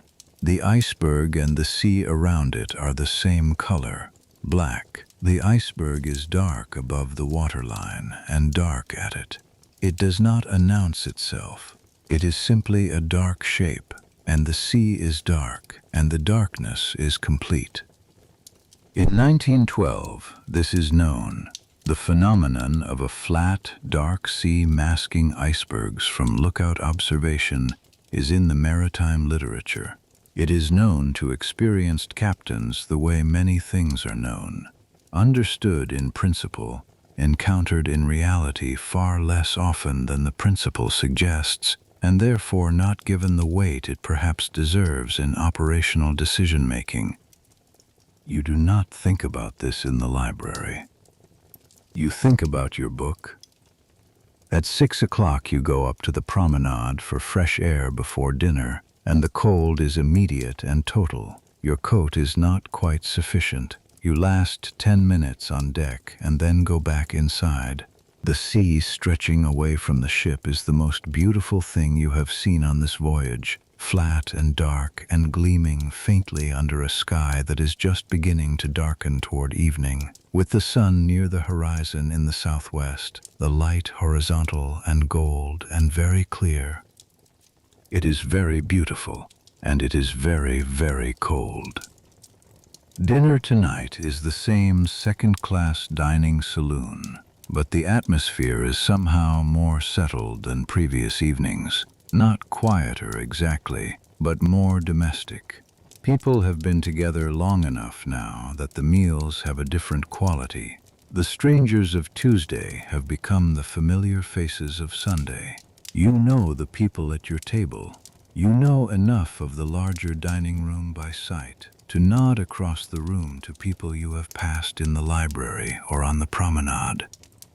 On D-deck, just forward of the second-class dining saloon, through a wall and a corridor and a class barrier that might as well be a continent, the first-class dining saloon is also at dinner, a larger, more ornate room decorated in the Jacobean style, with carved, white-painted wood paneling and tables laid with the finest white star-line silver. Captain Smith, on most evenings, dines with selected passengers in the first-class saloon as a social duty. Tonight he is attending a dinner party hosted by the Wideners, George and Eleanor Widener of Philadelphia, Wealthy patrons of the arts traveling back from Europe after commissioning a new library building for Harvard University. The party includes several prominent first-class passengers. Captain Smith leaves the dinner party at approximately 8:55 and returns to the bridge, where he discusses the weather and the ice reports with Second Officer Lightoller for approximately 25 minutes. At 9:20, he retires to his quarters, telling Lightoller that if things become at all doubtful, he should be called. The second-class dinner for the 14th of April. Consommé with tapioca, baked haddock with sharp sauce, curried chicken and rice, spring lamb with mint sauce, roast turkey with cranberry sauce, green peas, pureed turnips, boiled and roast potatoes. For dessert, plum pudding, wine jelly, coconut sandwich biscuits, American ice cream, assorted nuts, fresh fruit, cheese, and biscuits. You will remember this menu specifically. It will be discussed in testimony and recorded in newspapers and become, in the years that follow, one of the most documented last meals in history. You eat without that knowledge. You eat without any particular awareness that this is the last dinner you will eat on the Titanic. The Reverend Harper eats his dinner with evident appetite and then stays at the table for a long time after the plates are cleared, talking with whoever will listen. He is the kind of man who does not wind down in the evenings. His energy has the quality of something that produces more of itself the longer it runs. Conviction feeding on conversation, argument sharpening into clarity, a life lived publicly and loudly without apology. He is not difficult to like, even if his intensity would be exhausting to live with daily. You finish your dinner and thank Mrs. Clark for the conversation and wish the Reverend Carter a good evening and go back to your cabin. It is about 9 o'clock. You sit on the edge of the berth and take off your shoes and read a few pages of your book. The ship is moving with absolute smoothness, the smoothest it has been at any point on the voyage. There is almost no motion at all. The berth beneath you might as well be a bed in a room on land. The only evidence that you are at sea is the faint vibration from the engines and the porthole showing darkness outside. The temperature in the cabin is warm. The central heating system has been running all day, and the cabin is comfortable. Outside on the decks, it is below freezing. In the wireless room above and forward of you, Jack Phillips is working through a backlog of passenger messages, transmitting them to Cape Race, Newfoundland, where they will be relayed inland. There are many messages to send. Social telegrams, business communications, the accumulated correspondence of 200 and odd passengers who have remembered that they are out of touch with the world and wish to remedy it. Phillips is focused and efficient and irritated because the wireless equipment broke down this morning and he spent most of the day repairing it, and now he has twice the normal volume of traffic to process. At 9:30, Second Officer Lightoller, on the bridge, orders the lookouts in the crow's nest to watch carefully for ice and to report any ice they see. He also orders that the temperature of the seawater be checked regularly. The crow's nest lookouts tonight are Frederick Fleet and Reginald Lee. They are perched in their iron basket 60 feet above the waterline, in air that is below freezing, watching the dark water ahead of the ship. They do not have binoculars. The binoculars that were assigned to the crow's nest were left in Southampton when the ship changed officers late in her preparation period, and no one has found the locker where they are stored. Fleet and Lee are watching the dark ocean with their naked eyes. At 9:40, the Mesaba sends a message to the Titanic reporting heavy pack ice and a great number of large icebergs in a position that lies directly across the Titanic's current track. Jack Phillips does not deliver this message to the bridge. He is working through his commercial traffic backlog and the Masaba's message, which was not preceded by the prefix MSG, Master's Service Gram, that would have required him to stop and deliver it to Captain Smith personally, is set aside. It is never delivered. At 10 o'clock, you put down your book. You have been reading without quite concentrating. Your eyes have been moving across the lines of text, but your mind has been elsewhere, in that loose, half-formed way that precedes sleep. The lamp on the desk is the only light in the cabin. The porthole shows the complete darkness of a moonless night on the open Atlantic. At 10:55, the Californian, a small cargo steamer from the Leyland Line, is stopped in the ice field approximately 19 miles to the north of the Titanic's position. She has been stopped since 10 o'clock, unable to proceed. Her wireless operator attempts to contact the Titanic to warn her of the ice. The Titanic's position and the Californian's are close enough that the Californian's signal is very strong, almost painfully loud in Phillips's headphones, which are tuned for the faint long-range signals he has been sending to Cape Race. Phillips, focused on the commercial traffic, sends back, shut up, I am busy, I am working Cape Race." The Californian's operator transmits the warning only partially. Then, at 11:30, the Californian's wireless operator closes down for the night and goes to bed. At 11 o'clock, the temperature of the water is 31 degrees Fahrenheit, 1 degree below the freezing point of fresh water. Salt water freezes at a slightly lower temperature. The sea is perfectly flat. The air is perfectly still. The stars are the brightest they have been on the entire voyage. You are in your berth, very nearly asleep. You will describe this moment later when you write about it. You were reading in your bunk, in cabin D56, and the movement of the ship ceased, and you felt what seemed like nothing more than a slight vibration in the mattress and a barely perceptible change in the ship's rhythm. Nothing violent, nothing dramatic, a tremor almost. The kind of thing that might, if you were less attentive, pass unnoticed entirely. You put down your book. At 11:40, the lookout Frederick Fleet, in the crow's nest 60 feet above the water, sees something in the darkness ahead of the ship. He picks up the telephone in the crow's nest and rings through to the bridge.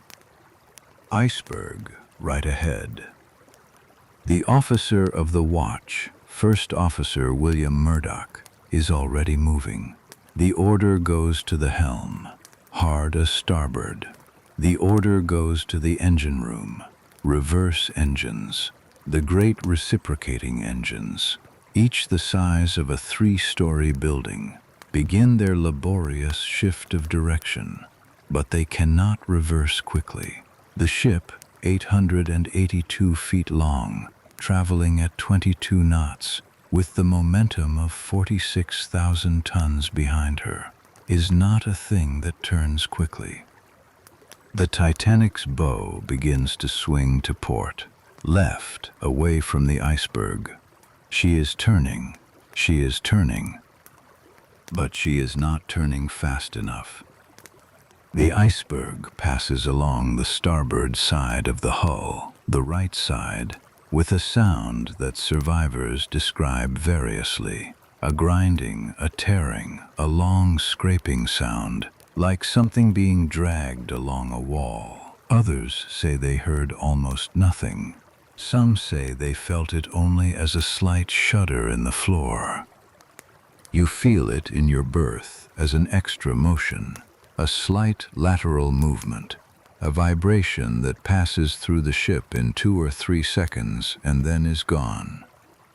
The Titanic continues forward. She has not been struck head-on. She has been struck along her starboard side. A glancing blow, 90 seconds after Frederick Fleet rang the bell.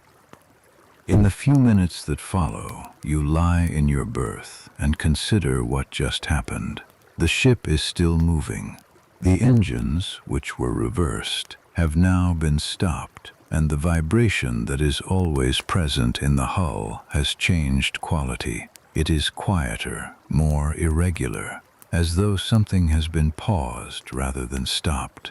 You sit up in the berth. You get out of the berth and put on your shoes. What you do not know is this. The iceberg, passing along the starboard hull below the waterline, buckled and popped rivets along the seams of the hull plating in 5 of the 16 watertight compartments. The openings are not large. Modern analysis shows total opening area of 12 to 13 square feet across a length of nearly 300 feet. But water is now entering all 5 compartments simultaneously. The forward compartments, the mail room, the squash court, the cargo holds, the firemen's quarters, 2 boiler rooms are flooding. Thomas Andrews, the ship's chief designer from Harland and Wolff, who is on board for the maiden voyage to observe the ship in operation, will be called to the bridge within minutes. He will descend with Captain Smith into the forward areas and see the water rising in the mail room, the cargo holds, the firemen's quarters. He will do the arithmetic quickly. The ship is designed to float with 4 of her 16 watertight compartments flooded. 5 are flooding. The 5th compartment, Boiler Room 6, has not a vertical flooding through the bulkhead, but overflow flooding over the top of the bulkhead that was not built high enough. The bulkheads that were supposed to contain the water do not go all the way to the decks above them. Water will flow over them one by one, filling each compartment in turn. Andrews will tell Captain Smith that the ship has approximately 1 to 2 hours. 1 to 2 hours. But you do not know this yet. You stand in your cabin in the dim lamplight, 1 shoe on and 1 shoe off, and you feel the ship. She is still, stiller than she has ever been. The engines are not running. The vibration that has been the constant under everything, the heartbeat of the crossing, the presence you stopped noticing after the first night, is gone. And in the silence where it used to be, you hear, for the first time, the sound of the ocean. It is a very quiet sound, a small, dark lapping against the hull. The engines of the Titanic have stopped for the last time. You put on your 2nd shoe. You stand in the cabin and listen to the silence. Outside the porthole, the stars are still there. They are very bright. The sea is very flat. The air is very cold. You reach for your coat. You stand in the corridor outside your cabin with one hand on the wall. The ship is not moving. This fact, which was present at the end of the last few seconds in your cabin, is still present now in the corridor, under your feet, in the soles of your shoes. The vibration that has been the constant underneath everything, the heartbeat of the crossing, the thing you stopped noticing after the first day, is gone. The corridor is very quiet. The overhead lamps are still burning. Nothing is broken. Nothing is out of place. A door opens down the corridor. A steward appears, moving quickly and with purpose, dressed in his white jacket, carrying nothing. He sees you and pauses. You ask him if anything is the matter. He tells you there is nothing to worry about. He says the ship has stopped for a moment, but everything is all right. He continues down the corridor and disappears around the turn. You go back into your cabin and pull on your coat. You are not alarmed, not yet, not exactly, but you are alert in the particular way that a scientific mind becomes alert when a system behaves unexpectedly. The ship stopped. The ship does not stop in the middle of the North Atlantic without a reason. You want to know the reason. In the corridor, more doors are opening. Other passengers are appearing in various states of dress. A woman in a heavy dressing gown, an older man already fully clothed and carrying his hat as if about to go ashore, a young couple whose faces are composed into the careful blankness of people managing something they do not yet have words for. Nobody says anything definitive. People look at each other the way people look at each other when none of them knows what is happening. You go up to the deck. The time is, as best you can estimate it, approximately 5 minutes past midnight. You have been lying in your berth for roughly 20 minutes since the collision. The deck you emerge onto is the second-class promenade, and the air that hits you is colder than anything you have felt since leaving England. A cold that is not simply low temperature, but a quality of absolute stillness. A cold that has no wind in it, no movement, only depth. The sky above you is the most brilliant sky you have ever seen. Black, completely clear, crowded with stars from horizon to horizon. The Milky Way a visible band. The whole turning bowl of the sky present and exact and utterly silent. The deck is not empty.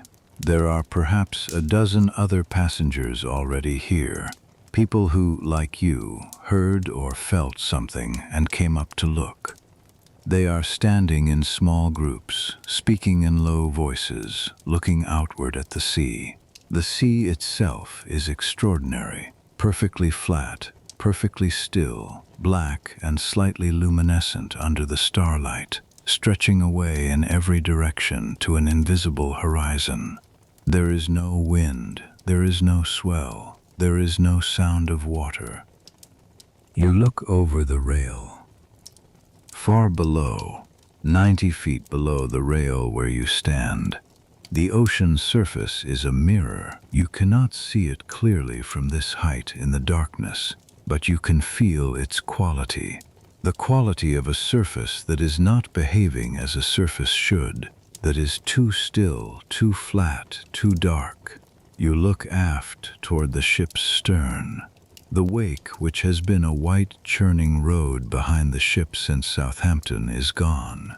The water behind the stern is as flat and dark as the water ahead. The ship has truly stopped.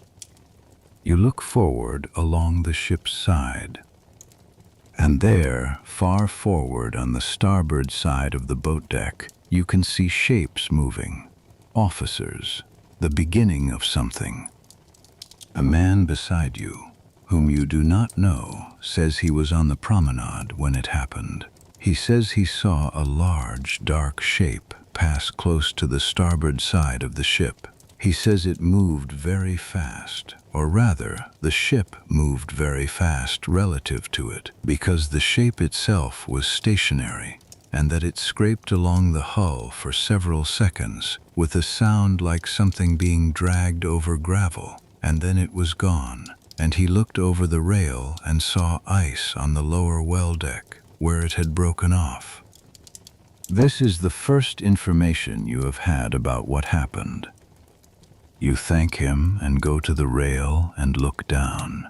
In the darkness below the promenade, on the well deck, you can see, very faintly in the starlight, white shapes on the deck, fragments. Passengers are standing among them. Some of them are picking the fragments up, examining them, passing them from hand to hand. They are playing with ice.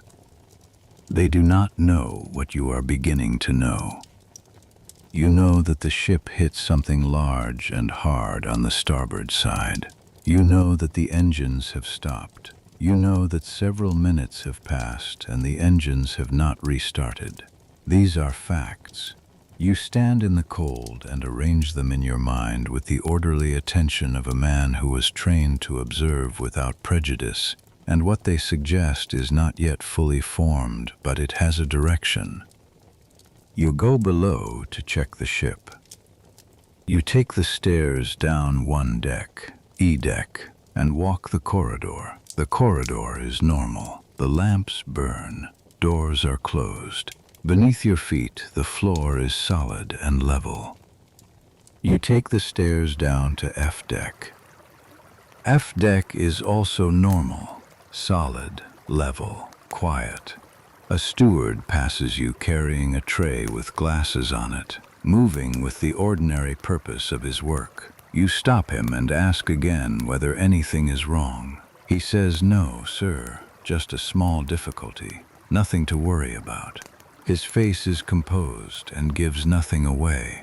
It is the face of a man who has been instructed to give nothing away. What the steward knows, and what you do not know, is that the situation below F deck is no longer normal at all. On the orlop deck, the lowest deck below the waterline, the 5 postal workers who have been sorting the Royal Mail since the ship left Queenstown are wading through water. The forward mail room is flooding. They have attempted to move the 400,000 items of mail, letters, parcels, registered packages from Southampton, Cherbourg and Queenstown, up the companionways to higher ground. They are still trying. The water is winning. In Boiler Room 6, the furthest forward of the 6 boiler rooms, leading stoker Frederick Barrett and second engineer Hesketh were talking when the iceberg struck. Barrett described it later as a sound like thunder, and then the hull plate on the starboard side parted along a seam, and water came in at the base of the bulkhead, a green wall of it, and the 2 of them ran for the watertight door and cleared it before it closed. Boiler Room 6 is flooding. The compartment directly forward of it, the firemen's quarters, is flooding. The forward cargo holds are flooding. Thomas Andrews, the chief designer from Harland and Wolff, has been in the forward sections with Captain Smith for the last 15 minutes. He has seen what is flooding and he knows the mathematics. The ship was designed to float with 4 compartments open to the sea. 5 are flooding. He has done the calculation twice. He told the captain the result. 1 hour, perhaps 2, no more. At 12:10 in the morning, 6 minutes ago, while you were descending to E deck to check the floor, the wireless operators Jack Phillips and Harold Bride began transmitting the distress call. The signal is CQD, the standard maritime distress call of 1912, derived from the older code for all stations, "Come quick, danger." Bride suggested to Phillips that he also try the newer signal, SOS, which had been adopted internationally in 1908 but was not yet universally recognized because it was simpler and less likely to be garbled at distance. They are sending both. They will be sending them until the last possible moment. The Carpathia, 60 miles away, picks up the signal at 12:20. Her operator, Harold Cottam, had been about to go to bed. He was still dressed, still at his instrument. He took the signal to Captain Rostron immediately. "You do not know any of this. You go back up to the promenade and lean on the rail." By now, perhaps 20 minutes after the collision, more passengers have come on deck. Some are in dressing gowns and slippers, clearly pulled from sleep by the jolt or by the sudden silence of the stopped engines. Some are fully dressed, like you.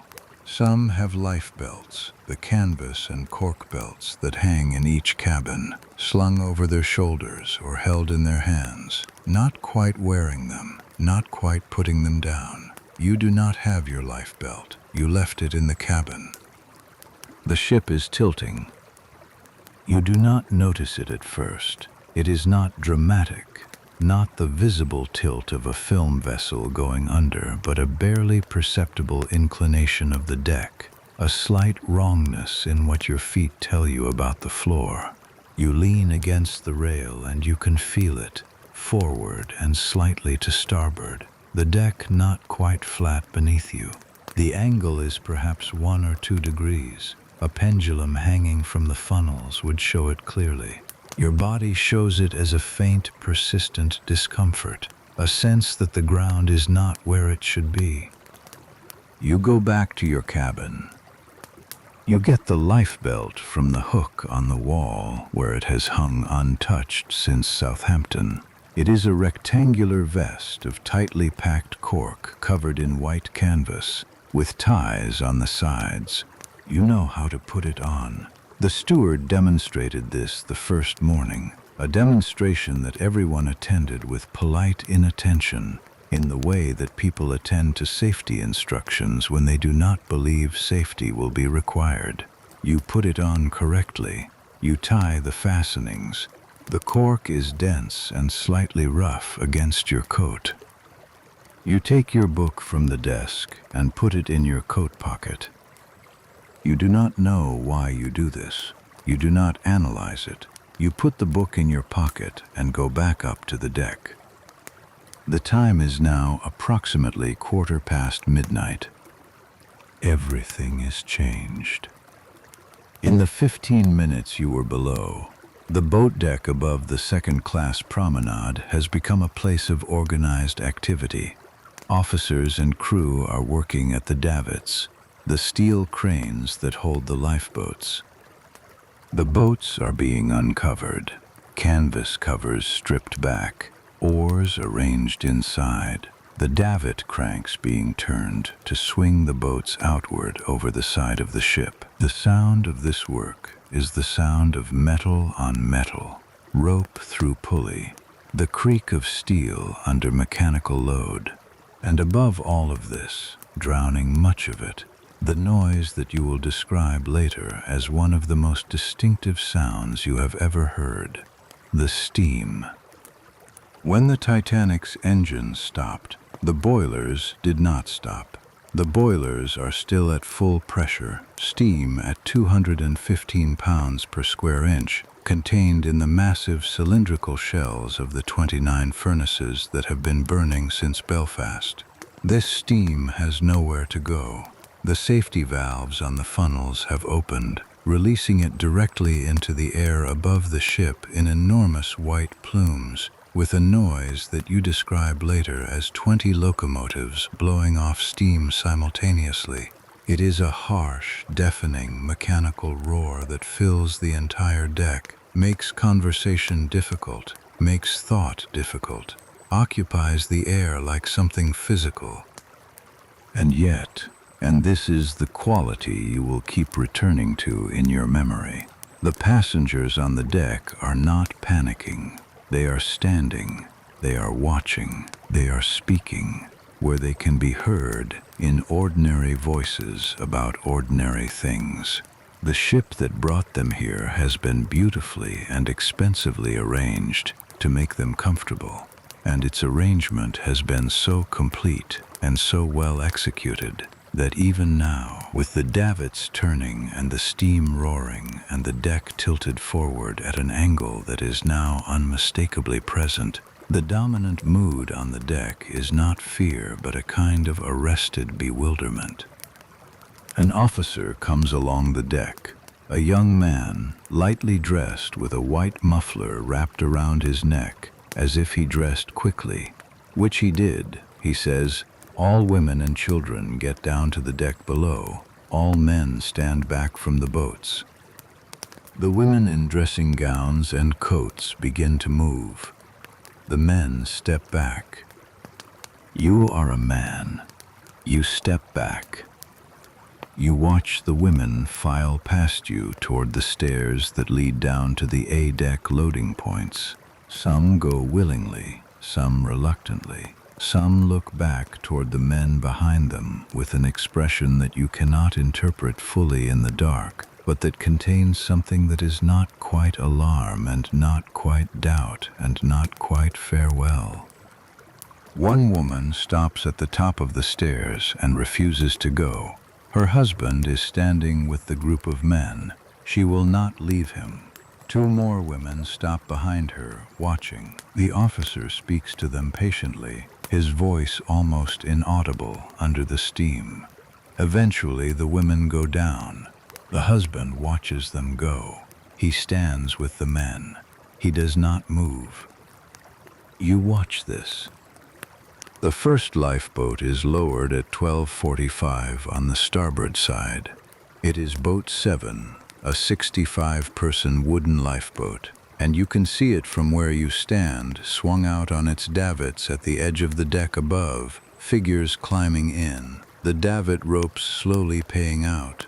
It descends the side of the ship, 90 feet of dark hull between it and the water, and the figures inside it are small and still against the size of the ship they are leaving. It reaches the water with 27 people in it. It can carry 65. You watch it row away from the ship's side. This is the number that your mind fixes on, 27 out of 65. You are a mathematics teacher, a science teacher more precisely, but the arithmetic is the same, 27 out of 65.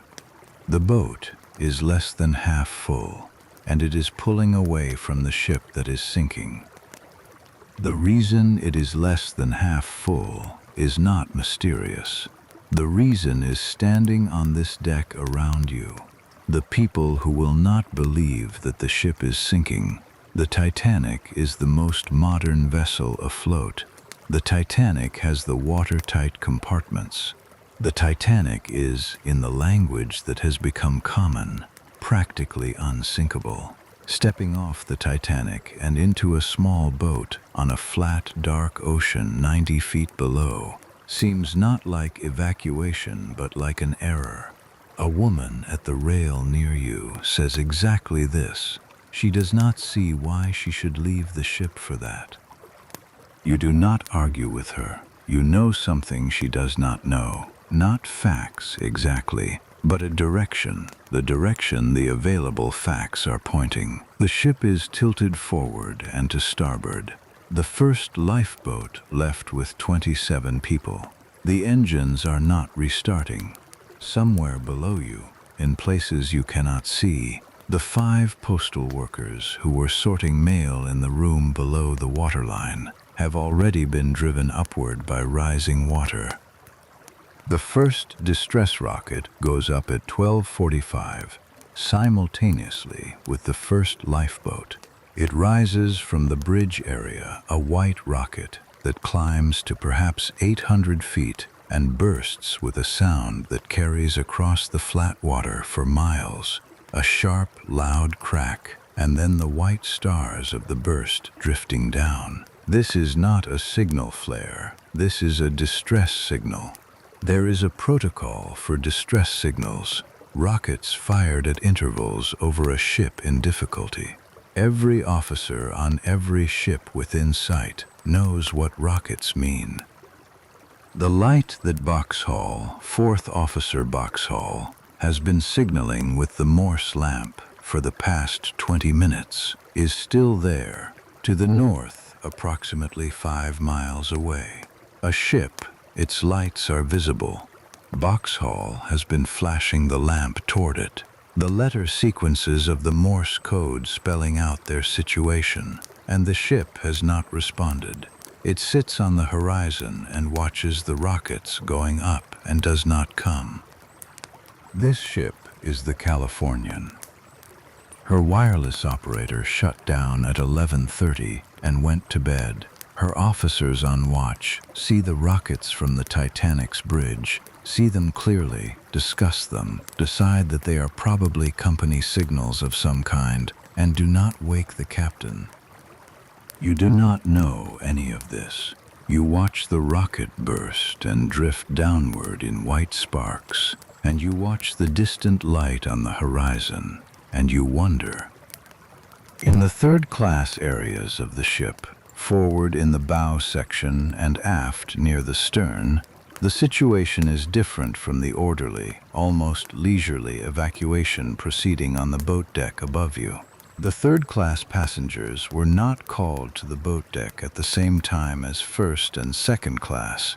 Some of them were held at the gates, the locked gates between class areas, which existed for immigration law reasons as well as social ones, for periods ranging from minutes to far too long.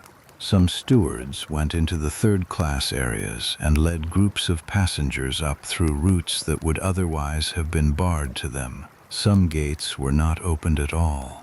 The third-class passengers who made it to the boat deck mostly did so on their own initiative, finding their way through the unfamiliar interior of a ship they had been given very little reason to learn. Of the 710 third-class passengers on the Titanic, 212 will survive. Of the 284 second-class passengers, 118 will survive. Of the 325 first-class passengers, 201 will survive. The numbers say everything about the night's logic that needs to be said. Another boat goes. Another. You move to the starboard side of the boat deck and watch the loading of the forward boats. Number 9 goes with 56 people. Number 11 goes. Number 13 is being prepared. The officers are working steadily, without visible panic, with the quiet efficiency of men executing a plan, though the plan has the quality of something being improvised under conditions for which no plan was quite prepared. Somewhere in the forward section of the first-class deck, the ship's band has assembled. They began in the first-class lounge. 8 musicians, contracted not by White Star but by the Liverpool agency of CW and FN Black, who placed musicians on virtually every major British liner. They are playing ragtime. The music comes to you on the second-class deck as something heard from a distance, not clearly, not as distinct melody, but as a sound that is recognizably music and therefore recognizably human, in the middle of all of this. The band leader is Wallace Hartley, a 33-year-old violinist from Lancashire. The other 7 musicians are of various nationalities, French, Belgian, British. None of them are under any obligation to be playing. None of them are crew members in the operational sense. They are playing because someone asked them to, and because they are musicians, and because this is what musicians do when there is nothing else to do, and someone needs to hear something human. None of them will survive. You know some of the faces at the rail around you. The Reverend Harper is here, the Baptist minister, the one who argued theology in the library on Friday evening, who sang with his full voice in the Sunday service this morning. He has sent his daughter and sister-in-law to the boats. You do not know when they left. He is here among the men, walking the deck with a purposefulness that is not quite agitation and not quite calm. He is speaking to people. He is asking them questions. Later, survivors will report that he went through the crowd on the boat deck asking people whether they were saved, in the evangelical sense, not saved from the ship, but saved in the soul. You do not speak to him tonight. You stand in the angle between boats 13 and 15 and watch the crew work. The noise of the steam above is relentless. The cold is relentless. The deck has continued to tilt, forward now by perhaps 5 degrees, which is enough to feel clearly underfoot, enough to give the whole surface of the ship a slightly wrong quality, as though the geometry of the world has been shifted by a small but decisive amount. People are clustering toward the stern, away from the bow, because the stern end of the deck is still higher, still closer to level. Boat 13 is being loaded. The loading process is strange to watch. An officer oversees it. Women are handed in, helped over the rail, lowered by the hands of crew, received by the crew already in the boat. Children are passed. The boat fills, slowly, with the particular slowness of a thing that has no precedent, for which no one has been trained. which everyone is doing for the first and only time.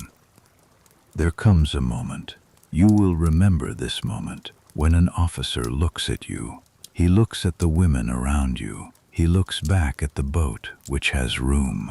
He looks at you again. There are no more women visible in your immediate vicinity. The officer says, "You there, can you get in?" You look at the boat. You look at the water 90 feet below. You look at the officer. You climb over the rail and drop into Lifeboat 13. The time is approximately 1:25 in the morning. You have been on the deck for more than an hour.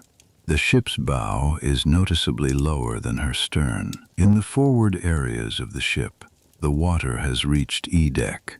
The mail room is completely submerged. The squash court is submerged. Boiler room 6 is flooded. The lifeboat holds 64 people, including you. You are one of very few men. The davit ropes begin to pay out. The boat drops. Not all at once, not a fall, nothing dramatic, but the ropes begin to move through the davit pulleys with a sound of running rope and iron, and the wooden hull of the lifeboat descends the side of the Titanic 1 foot at a time. The ship's side is a wall beside you, iron plates painted black, studded with rivet heads at regular intervals, the marks of the Belfast shipyard where 3,000 men worked for 26 months to build this ship. You can put your hand out and touch the hull as you descend. The metal is cold. It is the same temperature as the water you are descending toward. The rivet heads pass at eye level, one by one. Each one is a piece of the ship's structure. The Titanic's hull was fastened with approximately 3 million rivets, wrought iron at the bow and stern, steel amidships. The rivets at the bow, where the iceberg struck, were of a type slightly more brittle than the central hull rivets, an economy made during construction, a small decision made in 1910 in the Harland and Wolff shipyard. That is partly why the hull opened along its seams rather than bending, why 5 compartments flooded instead of 2, why you are in this lifeboat at all. You do not know this. No one knows this in 1912. It will not be understood until 1986. You descend past the rows of lit portholes. Through each one, a circle of light, perhaps 18 inches across. You can see the interior of the ship, a corridor, a stateroom, the edge of a table, a lamp burning. The ship is still lit throughout. The generators are still running, fed by the engineers who will remain at their posts until the water reaches them. The engineers have been ordered to stay at their posts to keep the pumps running and the lights burning for as long as possible. None of them will survive. There are 64 people in this boat. You are seated amidships, the middle section, on the wooden thwart, pressed close to the people on either side of you. Most of the passengers in the boat are women. There are a handful of men, almost all of them crew members assigned to handle the oars. The boat smells of new wood and rope and salt and the particular metallic cold of ocean air. The descent takes several minutes. Halfway down the ship's side, something goes wrong. The forward davit rope is paying out faster than the aft rope, so the bow of the lifeboat has dropped below the level of the stern. The boat is hanging at an angle, bow down, and the people forward are gripping the thwarts and the gunwales to keep from sliding. Then the forward rope catches up and levels, and then it slows, and the boat hangs level again, the ropes trembling with the weight, and the black hull of the Titanic is still beside you, going up forever. You look down. The water is closer than you expected. The ocean here, at the surface, has a slight iridescent quality in the starlight. Not blue or green exactly, but a darkness with a faint sheen to it, perfectly flat. You are perhaps 20 feet above it now. You can see, by looking forward along the hull, that the Titanic's bow is already much lower in the water than her stern. The ship is visibly deeper at the front than she was an hour ago, and this is visible even from this angle, even in this light. She is going down at the head. The boat is almost to the water. And then, and you will write about this in detail 9 weeks from now, sitting in a room in Boston, trying to get the words to carry the exact quality of those seconds, someone shouts from above. You look up. Lifeboat 15 is being lowered on the same set of davits directly above you. Boat 15 is a full-sized lifeboat, 65 persons capacity, and it is descending at its own rate from the boat deck above. Boat 13, which has been delayed by the rope irregularity and by the difficulty of navigation, has not cleared far enough outward from the ship's side. 15 is coming straight down on top of you. The people in the boat shout. The crew in the boat shout. The crew above, who are lowering 15, cannot hear the shouts over the steam noise. The gap between the two boats closes, 10 feet, 8 feet, 5. The oarsmen in 13 are pushing against the ship's hull with their oars, trying to move the boat laterally, out from under the descending weight above. There is a bilge discharge, a pipe in the Titanic's hull, pumping water from the ship's interior into the ocean, directly beside Boat 13. The pump is running, and the discharge is pouring into the lifeboat, which is receiving several inches of water through this pipe, which further complicates the oarsman's attempt to maneuver. The boat is low, wet, crowded, and 40 tons of loaded lifeboat are descending onto it from 6 feet above. A stoker in the bow of Boat 13, a man named Frederick Barrett, leading stoker of Boiler Room 6, reaches up with his knife and cuts the forward davit rope.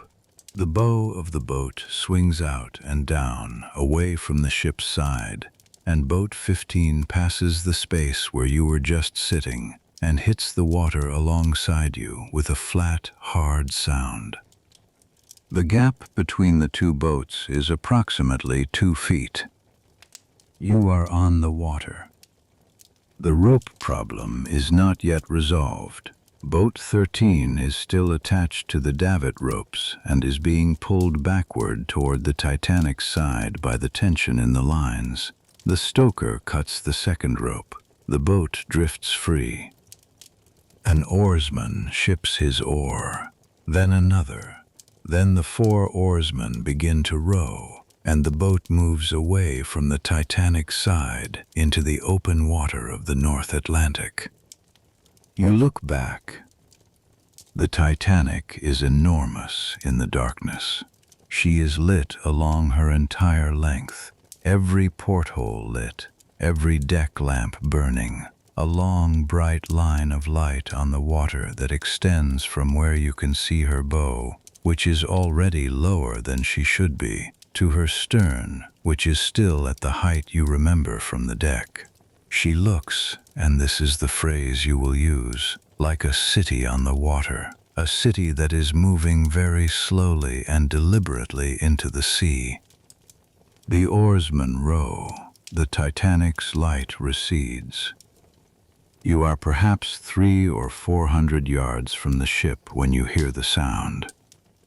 It is the sound of the steam coming to an end.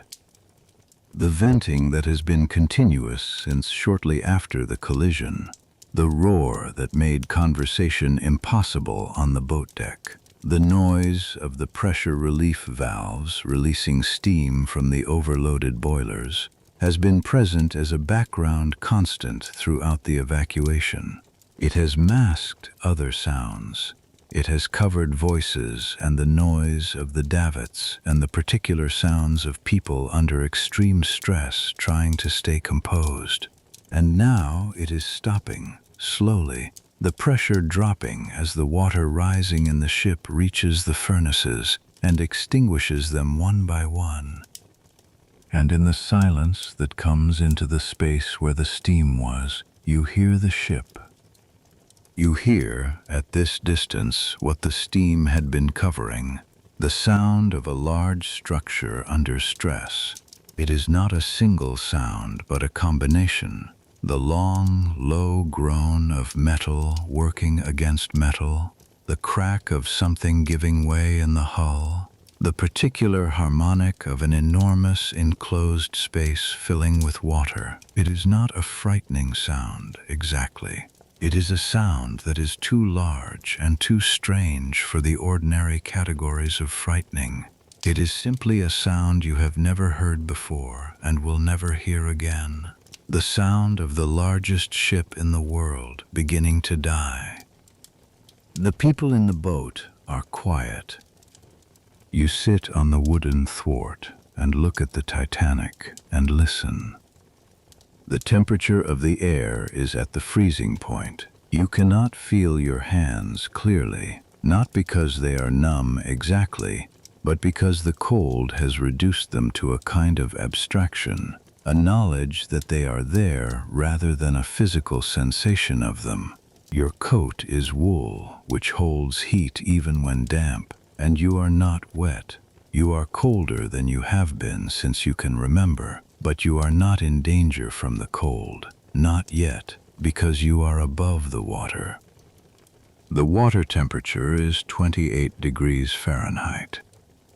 This is below the freezing point of fresh water. Salt water has a lower freezing point than fresh water, approximately 28.4 degrees, which is why this water is still liquid. If you were to fall in, or if the lifeboat were to capsize, you would not have long. The physics of cold water immersion are not complicated. The body loses heat to water approximately 25 times faster than it loses heat to air at the same temperature. In water at 28 degrees Fahrenheit, the violent muscular contractions of cold shock would begin within seconds. Useful movement of the limbs would be gone within 3 to 5 minutes. Unconsciousness would follow within 15 to 30 minutes. You know this in the broad outlines. You do not need to calculate it precisely. The Titanic's bow is clearly lower now. From where you sit in the boat, 300 or 400 yards out, you can see the angle. Her forward funnel, the first one, is distinctly lower than the fourth funnel at the stern. The lights along her hull are not horizontal anymore. They slope. The people in the boat do not speak much. One woman near you is reciting something in a low voice. You think it may be a psalm, though you cannot hear the words clearly. A child is asleep on the bottom boards of the boat, under someone's coat, its face invisible. One of the crew is pulling at the oars with slow, steady strokes, keeping the boat at distance, watching the ship over his shoulder. A man at the stern has one hand on the tiller. No one is crying. No one is hysterical. This is not courage, exactly. You will think about this later, about what it was, this quality of stillness in the boat, this absence of the behavior that extreme fear is supposed to produce. Part of it is the cold. The cold is so total and so present that it occupies the body's full attention, leaving little room for the expressions of fear. Part of it is the dark. The dark and the stillness of the ocean create a dreamlike quality that the mind has difficulty bridging to the category of reality, the category in which disaster and death and the necessary responses to them are available. Part of it is that no one in this boat has ever done this before. There is no established behavior for this situation, so people sit. The time passes. You do not have a watch, or if you do, you cannot read it in this light. So time exists only as duration, as the accumulation of cold minutes, one against the next, each identical to the last. each containing the same stars and the same still water and the same sloping ship. By 2 in the morning, the Titanic's bow is so far under that her forecastle, the raised deck at the very tip of her bow, is underwater. The angle of her hull is now clearly visible even at this distance. Roughly 15 degrees, enough that the light from her portholes, which were horizontal windows in a vertical wall, now shows at an angle. Her forward funnel is low against the horizon. People in the boat are pointing. You watch without pointing. At approximately 2:18 in the morning, the lights of the Titanic go out. They do not go out gradually or one by one. They go out almost simultaneously, a single extinction, though some survivors will say they blinked once before going dark, and others will say they simply ceased. And then the ship is dark against the dark sky and the dark water, visible only as a shape, a long black shape with stars above it and nothing below. And the shape is moving, the bow going under and the stern coming up, and the ship is breaking. You hear it before you see it clearly. The sound of the Titanic breaking in two is a sound that travels across the water to where you sit and arrives in the boat as a deep structural tearing, not an explosion, not a crack, but something more fundamental, a sound in the register below ordinary sound that you feel as much as hear, that speaks to something in the body that knows the difference between ordinary loud things and the sound of something that should not be able to end. Ending. The ship breaks, the bow half goes under. The stern half, freed of the weight of the bow, rises back, rises almost to vertical, a black tower of steel against the stars, her propellers clear of the water, her lights gone, her funnels gone, and then it too begins to go down. It takes approximately 2 minutes for the stern to sink from the moment it rises. Then it is gone. Then there is nothing where the ship was. And then the sound begins. The sound that comes across the water in the minutes after the Titanic sinks is the sound of more than 1,500 human beings in the ocean. It carries across the flat, still water with a clarity that the cold amplifies. Voices not screaming exactly, but calling. A collective sound that has no single identity, but is made of hundreds of individual ones, each of them complete in itself, each of them a person who was on the ship 20 minutes ago and is now in water that is 28 degrees Fahrenheit. The people in your lifeboat hear it. No one speaks. Several people cover their ears. You do not. You listen. You are a scientist. You have always believed that the only response to the truth is to look at it. This is the truth at 2:20 in the morning on the 15th of April, 1912. The largest ship in the world has sunk on her maiden voyage, and more than 1,500 people are in water that will kill them within minutes. And you are sitting in a wooden boat 300 yards away, with your hands in your lap and your book in your coat pocket. The people in the water are dying in a specific sequence that is determined by physiology rather than will.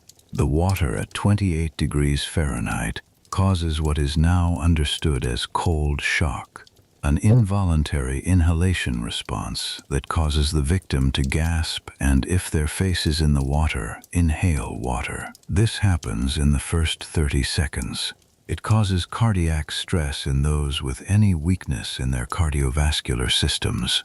Those who survive the first 30 seconds then face a rapid loss of muscular control. The cold incapacitates the muscles of the arms and legs within 3 to 5 minutes, making swimming impossible. A life belt keeps a person's face above water, but a person who cannot move their arms, cannot maneuver, cannot stay warm through movement, cannot do anything but wait. Unconsciousness follows within 15 to 30 minutes in water of this temperature. Death follows unconsciousness. In 1,500 people, this process takes approximately 20 minutes from start to finish. The officer in charge of the boat, you do not know his name, you may never learn it, says something to the oarsmen. The oarsmen do not row toward the voices. The officer says again, they do not go back. This decision, the decision that most of the lifeboats make that night, to not go back into the field of people in the water, is not made from cruelty. It is made from a fear that is not unreasonable. The fear that a swamped lifeboat, overloaded with desperate people, will capsize and kill everyone in it, including those already saved. This fear is not irrational. A lifeboat capsized would leave 64 people in 28-degree water. The mathematics of this is straightforward. But the voices carry across the water, and the mathematics of that is also straightforward. And you sit in the boat and listen as the voices, over the space of perhaps 20 minutes, become fewer and quieter as the cold does what the cold does with absolute and impersonal efficiency. By 2:40, the voices have nearly stopped. The silence that follows is the most complete silence you have ever experienced. No engines, no wind, no waves, no voices, only the water, and the cold, and the stars, and 63 other people breathing in the dark. You sit in the silence. Somewhere in the darkness, perhaps a mile away, Boat 14, commanded by 5th Officer Harold Lowe, the only officer in any boat who went back, is rowing toward where the Titanic was. Lowe has transferred his passengers into other boats to make room. He rows into the field of wreckage and the floating bodies and the few people who are still alive, and he pulls them into the boat. He saves a handful, perhaps a dozen, of the 1,500 who entered the water. Lowe's boat saves perhaps 13. You do not know this is happening. You sit in the dark and wait. The cold has taken your hands now, not pain exactly, but a kind of remoteness, as though your hands belong to someone else and you are merely observing them. You tuck them under your arms. Your feet are cold through your shoes. Your face is cold. The cold of the air is less than the cold of the water would be, but over hours it accumulates, settling into the body through every surface exposed to it. The stars turn above you. They are very beautiful. You have never seen stars like this. Not in London, not in Cambridge, not from any window or any hill you have ever stood on. The darkness out here is total in a way that land never achieves, because land always has some light somewhere, some distant glow of habitation, some reminder that human beings are present on the earth. Out here there is nothing, only the stars, and the cold, and the water, and the boat. You think about your son Alec. He is 8 years old, being cared for at home while you travel. You think about him in a brief, specific way, his face, the way he holds his pencil when he writes, and then you put the thought away because there is nothing useful in it at this moment, and usefulness is what is required. You think about the mathematics. Of the 2,208 people on the Titanic, approximately 20 lifeboat loads have left the ship. The boats were not all full. If you average the loading at perhaps 50 persons per boat, that is roughly 1,000 people saved. The ship carried 2,208. The arithmetic leaves approximately 1,200 people unaccounted for. You do not complete this arithmetic. You know where it ends. The Reverend Harper, you find out later, did not get into a lifeboat. He gave his life jacket to a man who had none.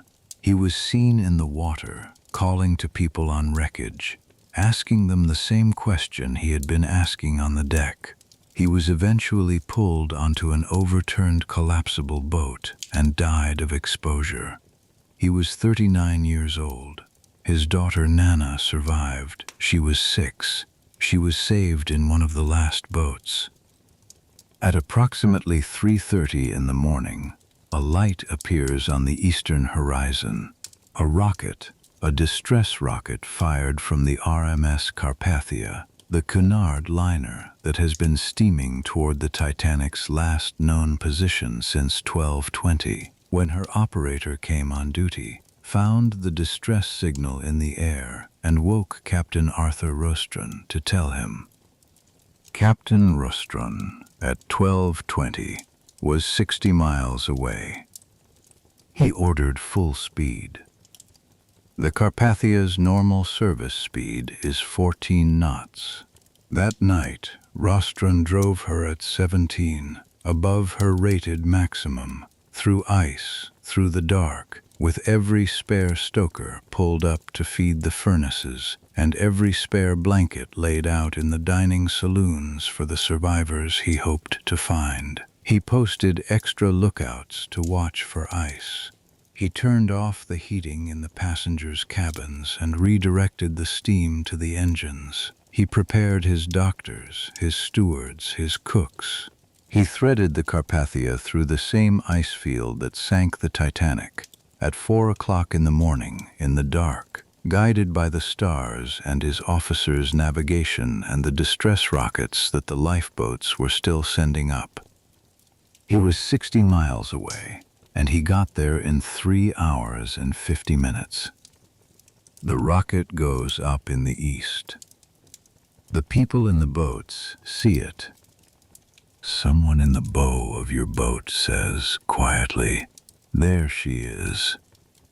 The oarsmen begin to row toward the light. The time is approximately 3:45 in the morning.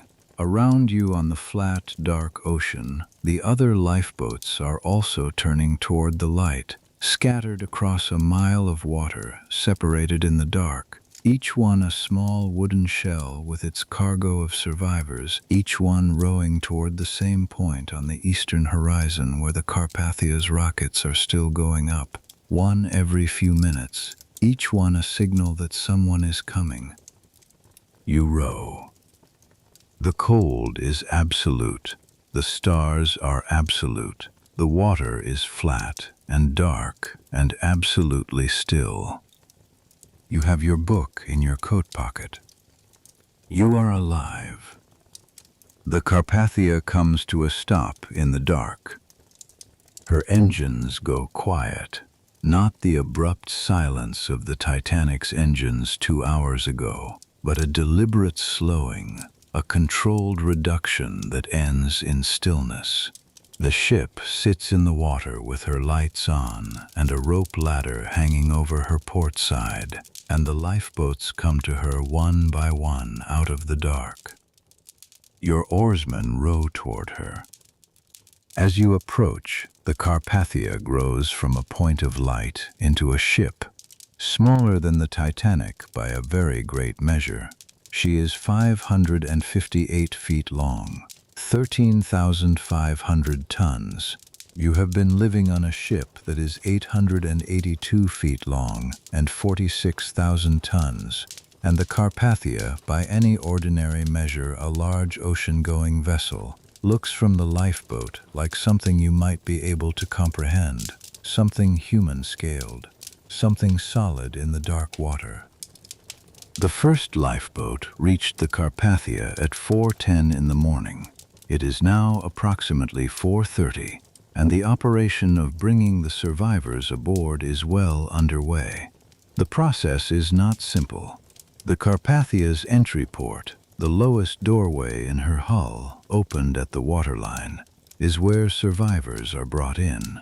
Those who can climb do so on rope ladders hung from the side. Those who cannot, children, the elderly, the injured, anyone too cold or too exhausted to grip a rope, are brought up in canvas bags, in boatswain's chairs, in net slings, hauled by the crew above. 3 of the Carpathia's doctors are stationed throughout the ship. The dining rooms have been converted into receiving areas. The ship's own passengers, 700 of them, tourists and emigrants, roused from their cabins by the cold and the noise of preparation, are giving up their berths, their blankets, their clothing. Your boat comes alongside. You take the rope ladder in both hands. Your hands have been cold for 2.5 hours, and the grip is imprecise, the fingers not quite responding the way you expect them to. You climb anyway. You are a reasonably fit man of 34, and the cold has not taken that from you. You go up the side of the Carpathia 1 rung at a time, and hands reach down and take your coat and pull you over the rail onto the deck. Not everyone can climb.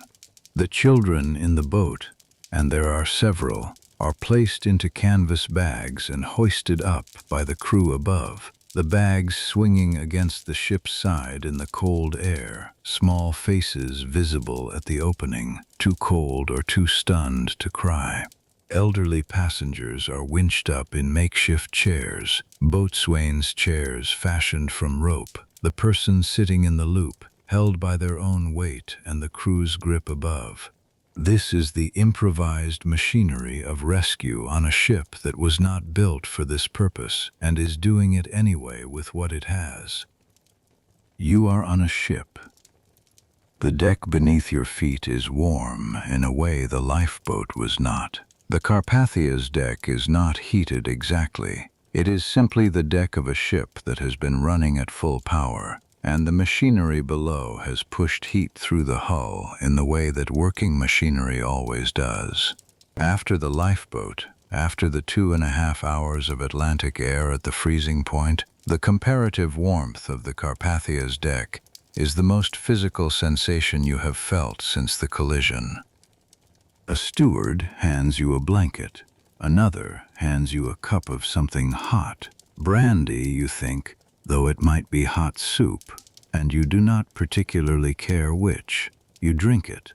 The heat of it moves down through your chest in a way that you feel distinctly, a warmth spreading through a body that has been very cold for a long time.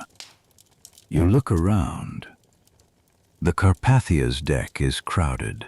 Survivors from the earlier lifeboats are here, standing, sitting, wrapped in blankets, some being attended to by the ship's doctors, some simply standing and looking out at the dark water where the Titanic was.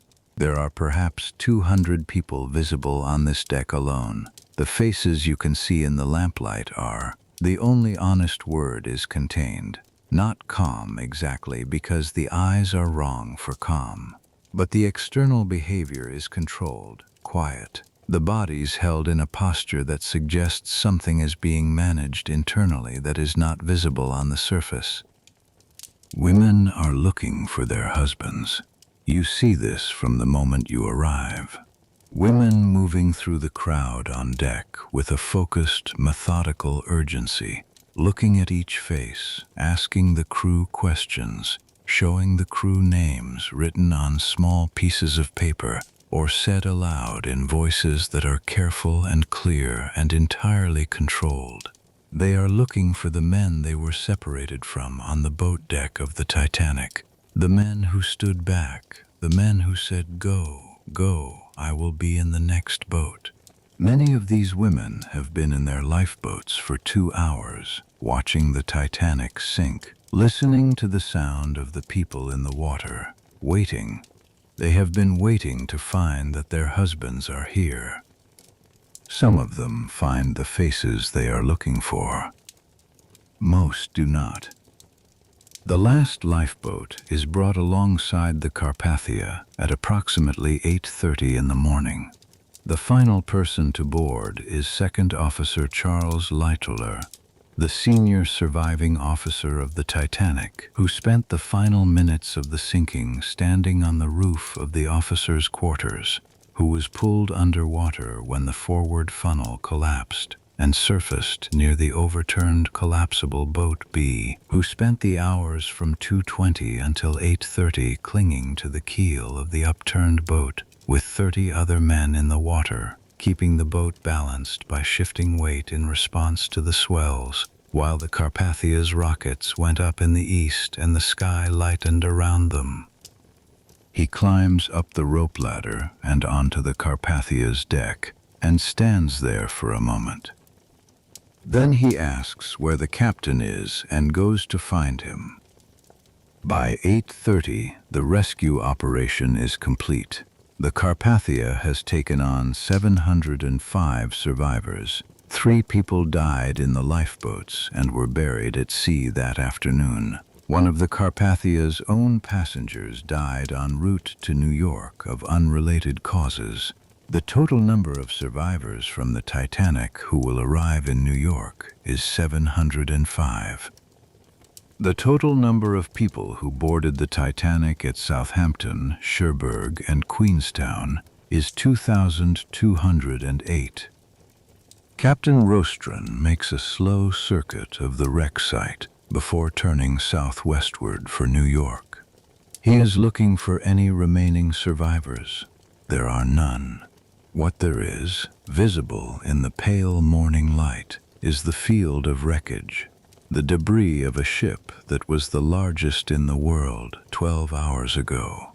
Deck chairs, life preservers, cork from the lining of the watertight compartments, fragments of wood paneling, a carved door, a child's shoe, and among all of this, floating in the life jackets that kept them on the surface through the night, the bodies. From the Carpathia's deck, you can see them. They are face up in the water, mostly, held by the cork-filled life jackets that were issued to every cabin on the ship. They are scattered across several miles of ocean, interspersed with the debris. Most are still wearing their cabin clothes, the clothes they dressed in hurriedly when the stewards knocked on the doors at midnight.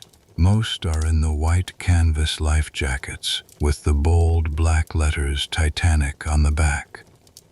The Carpathia's second officer, James Bissett, watching from the bridge as the ship made its circuit, later said he hoped never to see such a sight again. Captain Rostron counted the icebergs visible from his bridge as the light grew, 25 over 200 feet high, and dozens more between 50 and 150 feet. The same ice field that was invisible in the dark is now a landscape. The ice the Titanic's lookouts could not see is everywhere in the morning light, white towers and ridges on a flat gray sea, the Carpathia threading carefully among them, the crew silent at their stations. The iceberg itself is still visible. It has not moved far since the collision. The night was calm and the current is slow, and in the morning light it is exactly what it always was, a mass of glacier ice, calved from one of Greenland's ice sheets perhaps 2 years ago, carried south on the Labrador Current at the rate of a few miles per day, shaped by melt and weather into the form it has now. It is approximately 100 feet above the waterline. This is its visible portion. 90% of an iceberg is below the waterline, which means this one extends approximately 900 feet downward into the cold water beneath. It is the oldest thing within sight. In the morning light, on its waterline on one side, there is a streak of red paint. You turn away from the rail. The 3 days to New York are unlike anything you have experienced. The Carpathia is a modest vessel, comfortable for its class, which is the tourist and emigrant trade, but not built for the comfort of more than 700 extra passengers on top of its existing complement.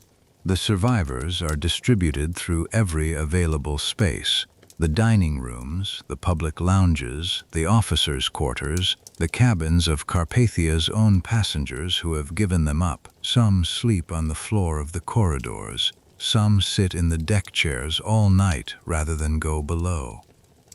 The Carpathia's own passengers, largely American tourists returning from the Mediterranean and emigrants from Central Europe, respond with a generosity that is complete and practical and unmediated by ceremony. They give their clothes, their money, their food, their berths.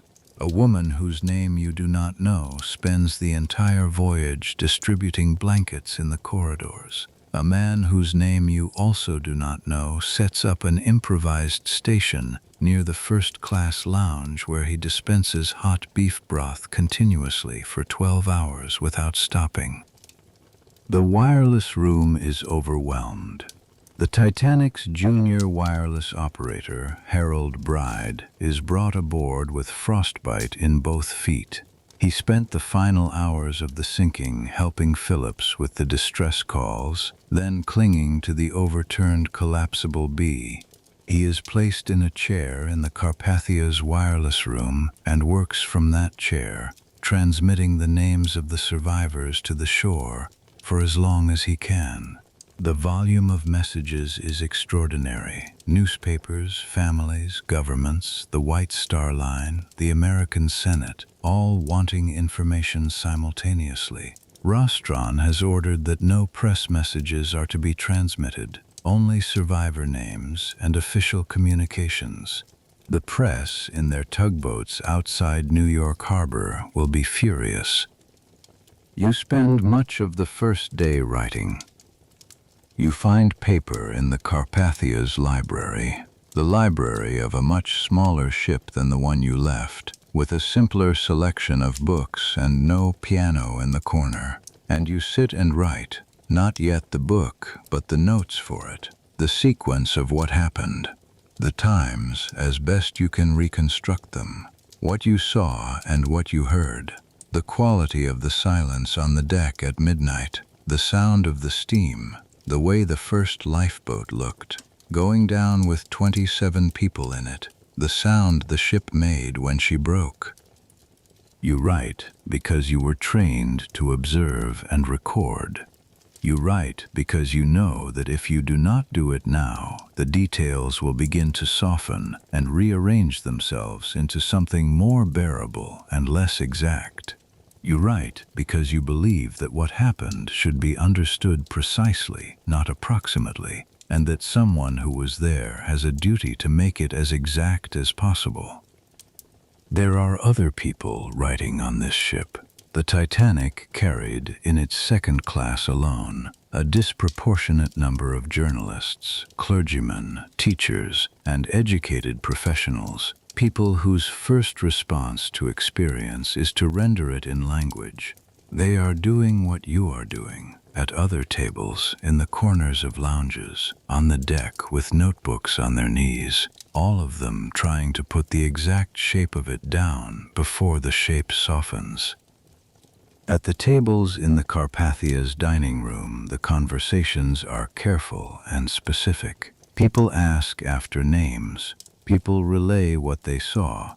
This person got into a boat. That person was seen on the boat deck after midnight. This man's wife went in the first boat. The information assembles itself slowly, imperfectly, with many gaps. The full accounting will take weeks. The final list of the dead will not be settled for months. Mrs. Clark, the woman from your second-class dining table, traveling to join her husband in the New York garment trade, you do not see on the Carpathia. You look for her face throughout the 3 days. You do not find it. You do not find the engineer from Manchester, Howard Irwin, who had been deciding whether to emigrate to Boston. The Reverend Carter is alive. You find him on the first afternoon, sitting in the Carpathia's lounge with his hands folded on his knees and his eyes open and nothing on his face that you can read clearly. You sit beside him for a while, Neither of you speaks. There is nothing to say that the silence does not already say with more accuracy than words. On the second day, a memorial service is held in the first-class lounge of the Carpathia. Captain Rostron, who is a religious man, conducts it himself. The survivors who can attend do. The hymns that are sung include Eternal Father, Strong to Save, the same hymn that was sung in the second-class dining saloon of the Titanic on Sunday morning, less than 48 hours ago, when the ship was still running at 22 knots and the sky was clear and everyone was looking forward to New York. You sing it again on the Carpathia, over the place where the Titanic is. The North Atlantic Ocean is approximately 12,000 feet deep at that position.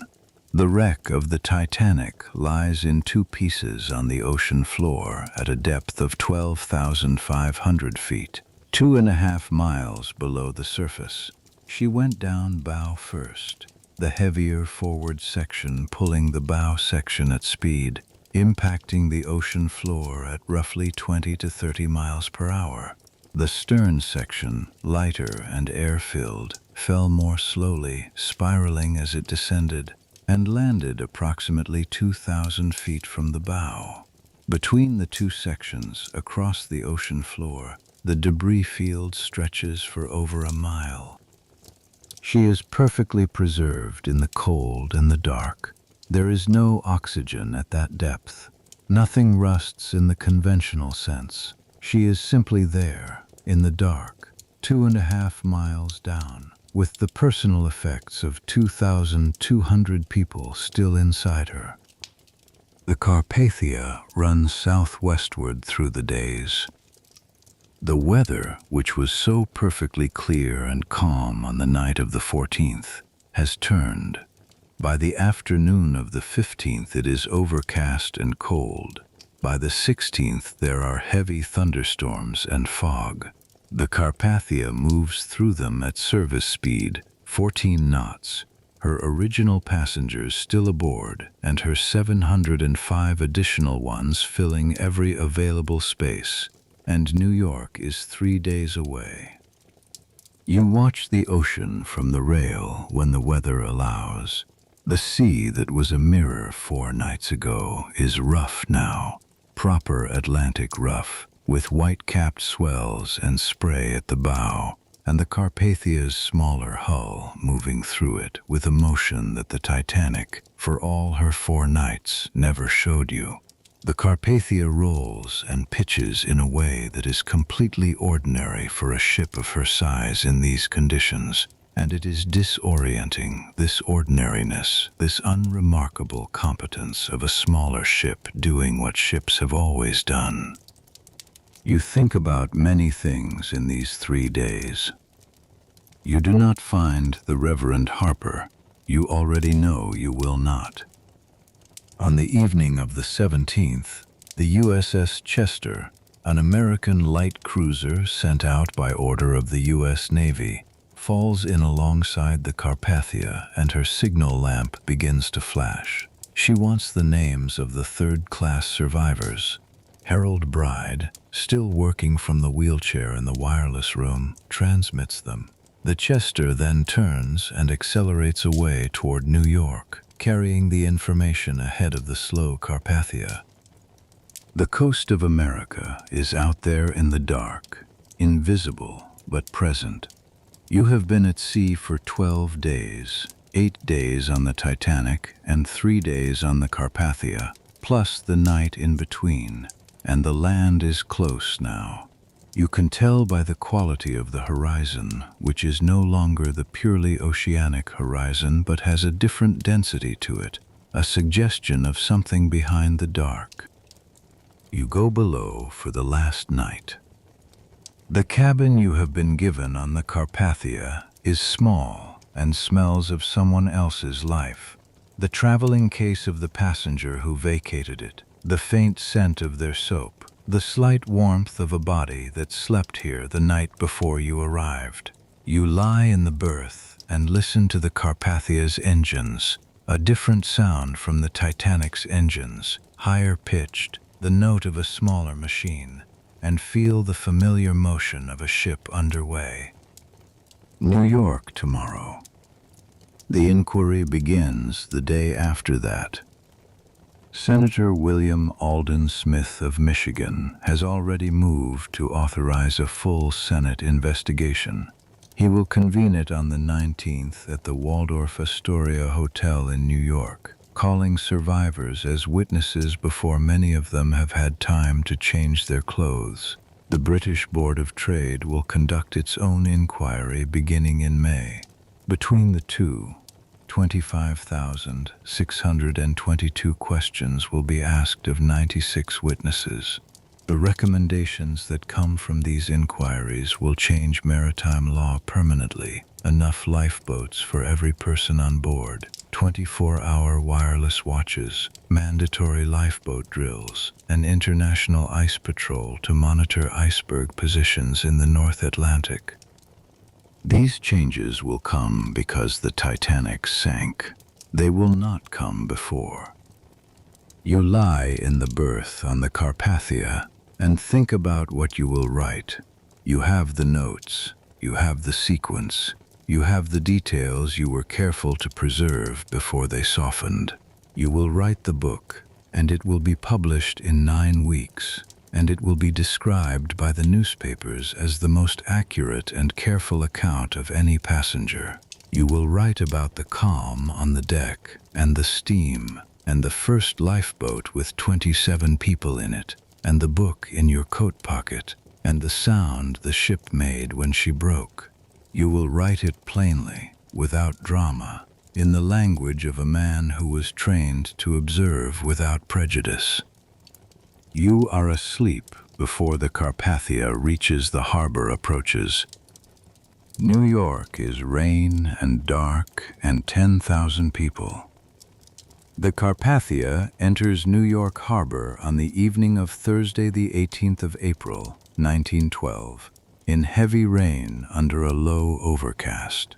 She passes the Statue of Liberty, that copper figure that has been standing on her island since 1886, green now with the oxidation of 26 years of harbor air, her torch visible in the dark through the rain.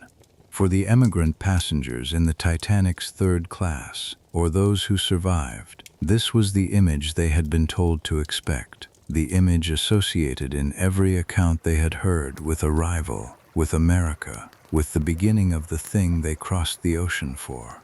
You pass it on the Carpathia's deck in the rain and think about the people who were supposed to see it on Wednesday morning and are not here.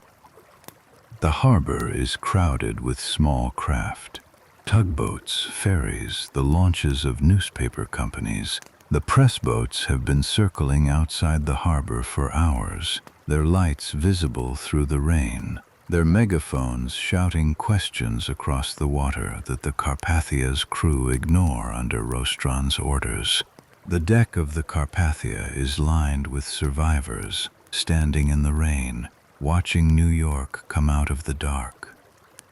The photographers on the press boats have flash equipment, the magnesium powder flash that turns a dark, wet deck into a moment of white light and then returns to dark.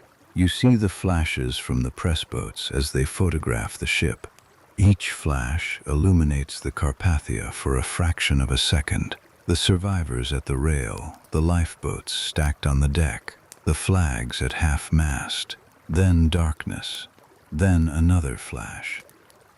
The Carpathia passes Pier 59 first, the White Star Line's pier, where the Titanic was supposed to dock on Wednesday morning. The crew lowers the Titanic's 13 recovered lifeboats here, returning them to their owners. The White Star Line's berth receives them. They are the only things that arrived on schedule. Then the Carpathia turns and comes to Pier 54, the Cunard Line's pier. The crowd on the pier is 10,000 people, according to the newspaper estimates. They have been waiting since late afternoon. They are the relatives and friends of the Titanic's passengers. The press, the merely curious, and the representatives of various relief organizations, the Red Cross, the Women's Relief Committee, the Travelers' Aid Society, who have been preparing for the arrival since news came through by wireless 2 days ago. 20 ambulances from Bellevue Hospital are parked at the end of East 26th Street. The gangway is lowered at 9:25 in the evening. The survivors come down. The first to disembark are the first-class passengers, a doctor and his wife, others following. As each person appears at the top of the gangway, a section of the crowd surges forward, searching for a known face. The pier becomes a series of recognitions and non-recognitions, reunions and their absence, happening simultaneously all across the dock. People who find the person they came for hold them in a way that has no analogy in ordinary arrivals.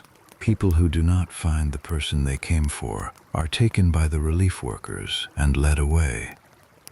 You come down the gangway in the second-class group. The rain is on your face. The air smells of the harbor, salt and tar and coal smoke, and the particular smell of a large American city in the rain, which is different from London's rain smell in a way you cannot exactly define. The pier is loud, voices in many languages, some weeping, the shouts of the press, the horns of motor cars outside. After the 3 days on the Carpathia, after the quiet of the Atlantic, the noise is almost physical. Nobody is waiting for you specifically. You did not telegraph ahead. There was no one in New York who knew you were coming. Your brother is in Toronto. You gave your name to the Carpathia's purser for the survivor list, which was transmitted to the shore, and which is being distributed to the waiting families in printed sheets as people come off the gangway. Someone somewhere may read your name on that list and know that you are alive. You walk through the pier and out into the street. New York in April is cold and dark and raining. There are motor cars, many more than in London, the streets thick with them, their headlights cutting through the rain. The buildings are tall in a way that London's are not. The skyscrapers of Lower Manhattan are visible even from the pier, their upper floors lost in the low cloud, their lighted windows a vertical pattern of gold in the dark. This is the city you were coming to as a holiday destination, the city you planned to see before going north to Toronto to visit your brother. You are seeing it. You are standing in its rain and looking at its buildings, and you are here. You have your book in your coat pocket, the same book you slipped in before going up to the deck 12 days ago. You have not opened it since. The street outside the pier is crowded with people who did not find the person they came for. They are standing in the rain in small groups, or being led to motor cars by relief workers, or simply standing still with their faces doing nothing in particular. The newspaper photographers are here too, their flash powder going off every few seconds, each flash illuminating the street and the people in it for a fraction of a second.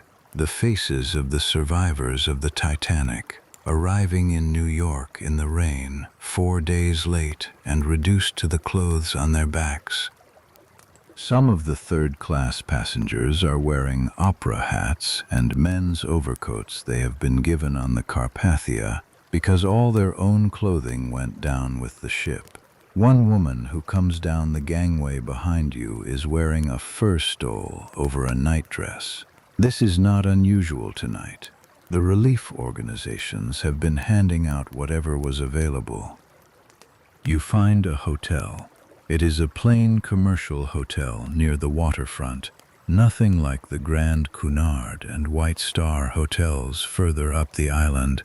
You do not need a grand hotel. You need a room with a bed and a desk.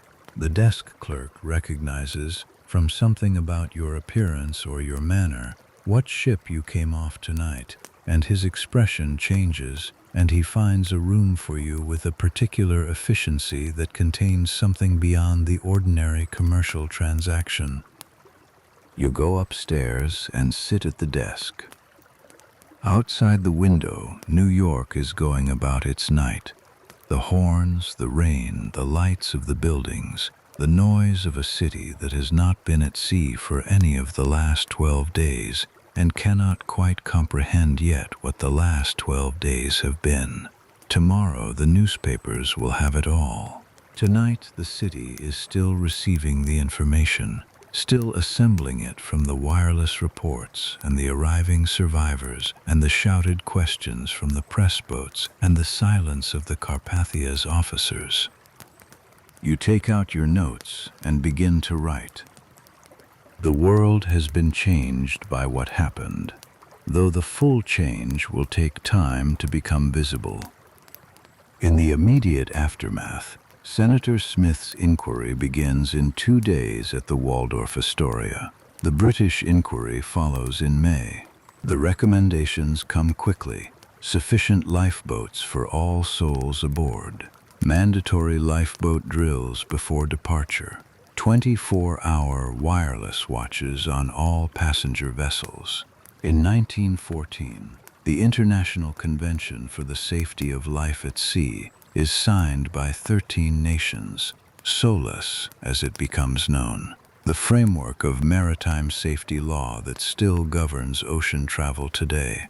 In the same year, the International Ice Patrol is established, funded by the signatories, operating to this day, monitoring iceberg positions in the North Atlantic shipping lanes.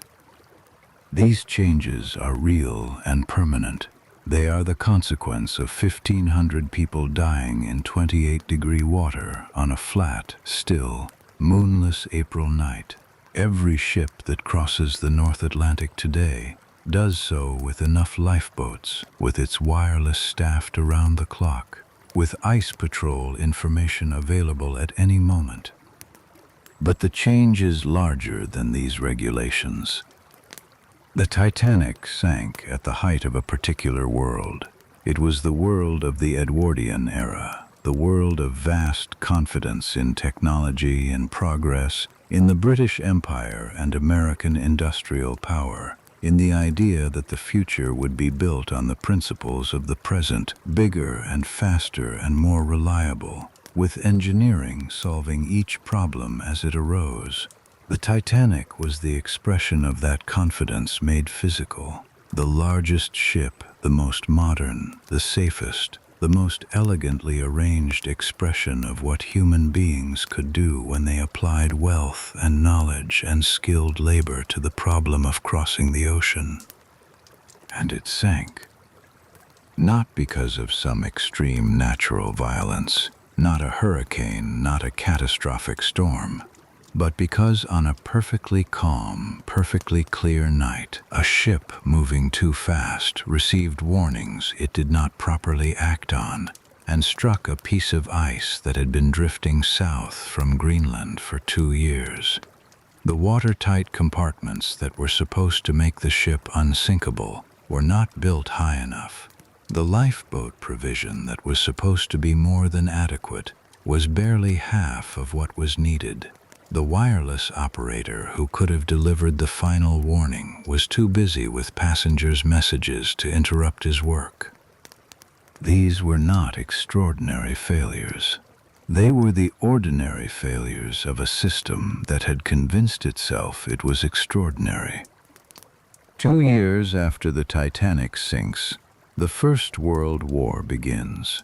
The Edwardian world that built her, the world of European empires and confident progress and the assumption that civilization was advancing toward something better, is destroyed in the trenches of France and Belgium with an efficiency that makes the Titanic look like a footnote.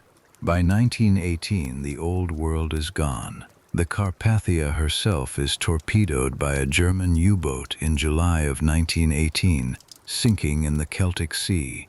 The era that produced both of them is over.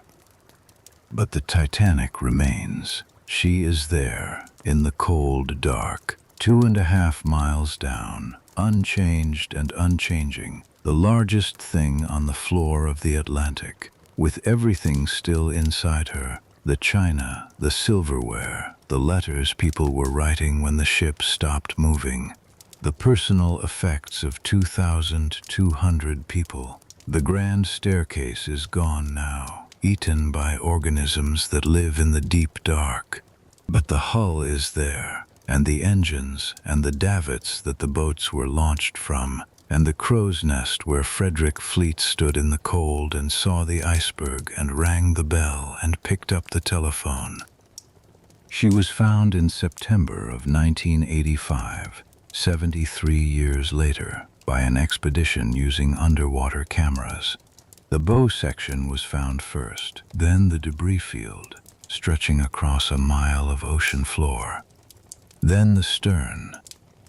The same position, exactly where the arithmetic said she would be. You did not know any of this would happen as you write at the desk in New York on the evening of April 18, 1912. You know only what you saw. You write down what you saw. The inquiry will call you as a witness. You will testify clearly and carefully as you were trained to observe. You will describe what you saw on the deck at midnight, the calm, the steam, the first lifeboat with 27 people. You will describe the sound the ship made when she broke. The senators will ask you questions and you will answer them. And then 9 weeks after tonight, the book will be finished and published. It will be called The Loss of the SS Titanic. It will be reviewed in every major newspaper in England and America. The Guardian will call it the best first-hand account of a passenger's experiences. The Times will call it intensely moving and convincing. You write through the night at the desk in the hotel room in New York. The rain against the window and the city outside still assembling the information of what happened. And by the time the sky lightens over the East River and New York begins its morning, you have most of the sequence correct. You are 34 years old. You have a son in England. You have a brother in Toronto who does not know yet that you are alive. You were a science teacher, and then you resigned and took a holiday, and the holiday included a crossing on the Titanic. You will never entirely leave the Titanic. None of the survivors will. The inquiry will call you as a witness. You will testify clearly and carefully as you were trained to observe. You will describe what you saw on the deck at midnight, the calm, the steam, the first lifeboat with 27 people. You will describe Boat 13 and Boat 15. The senators will ask you questions and you will answer them, and your answers will be entered into the congressional record and will form part of the foundation of the new maritime law. And then, 9 weeks after tonight, the book will be finished and published. It will be called The Loss of the SS Titanic. The Guardian will call it the best first-hand account of a passenger's experience. The Times will call it intensely moving and convincing. The Daily Mail will say it is the clearest account given by any survivor. You will go on to live a long and quiet life as a teacher, and later a school principal. In 1957, at the age of 79, you will still be teaching as principal of a school in Middlesex. In 1958, during the filming of A Night to Remember, the film about the Titanic that becomes one of the most celebrated depictions of the disaster, you will appear on set during the sinking sequence, hoping, at the age of 80, to finally go down with the ship in the way you did not go down in 1912.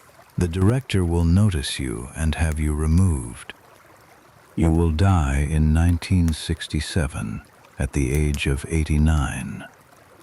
Your memoir will still be in print. Of the other people whose names appear in this story, Captain Rostron will be knighted by King George V and will receive the Congressional Gold Medal from President Taft. He will go on to captain the Mauretania. He will die in 1940 at the age of 71 and will be buried at sea at his own request. Harold Bride, the junior wireless operator who worked through the night in the Carpathia's wireless room with frostbitten feet, will recover. He will work as a wireless operator for several more years and then quietly leave the profession and work in commerce until his death in 1956. He will rarely speak publicly about the Titanic. Jack Phillips, the senior wireless operator who sent distress calls until the last possible moment and was last seen clinging to the overturned collapsible B, will not be found. He was 25 years old. Frederick Barrett, the stoker who cut the ropes of Boat 13 with his knife, will survive. He will testify at both inquiries. He will go back to sea. He will work as a fireman and stoker until 1922 and then retire. He will die in 1931. Second Officer Lightoller, the last man to board the Carpathia, will go on to serve in the First World War, commanding a destroyer. In 1940, at the age of 66, he will take his private yacht across the English Channel to Dunkirk and help evacuate soldiers from the beach. He will bring 130 men back to England on a boat designed to carry 21. The people who did not survive are buried where they are, some in the sea, some in the cemeteries of Halifax, Nova Scotia, where 3 ships went out in April and May of 1912 to recover bodies from the North Atlantic and returned with 328 of them. The graves in Fairview Lawn Cemetery in Halifax are arranged in a curved pattern that echoes the shape of a ship's hull. Many of the headstones carry only a number, the recovery number assigned when the body was lifted from the water, because the person could not be identified. The last body to be recovered was found in late May of 1912, 6 weeks after the sinking, 500 miles from where the ship went down. It was a ship's steward named James McGrady. The sea had carried him that far. 705 people crossed this ocean and arrived in a city in the rain, carrying nothing, most of them, except what they had on, and each of them carried with them for the rest of their lives a particular night, a flat, still, starlit night on the North Atlantic, the sound of the steam, the slope of the deck, the darkness where the ship used to be, the voices in the water going quiet. You close your notebook. Outside the hotel window, New York is fully light now, the skyscrapers visible in the gray April morning, the streets below busy with the beginning of a day that has no knowledge of what you carry. The city is large and indifferent and alive, and you are in it and you are alive, and the ship is 2.5 miles down in the cold dark of the Atlantic, and the world has already begun the long work of understanding what that means. You put down your pen. The rain has stopped. There is nothing more to write tonight. There is only the morning and the city and the knowledge that you are here, which is a thing that requires no description and no record and no further proof. You were on the Titanic. You came to shore. Sleep now. The rest of the story belongs to all of us. Sleep well.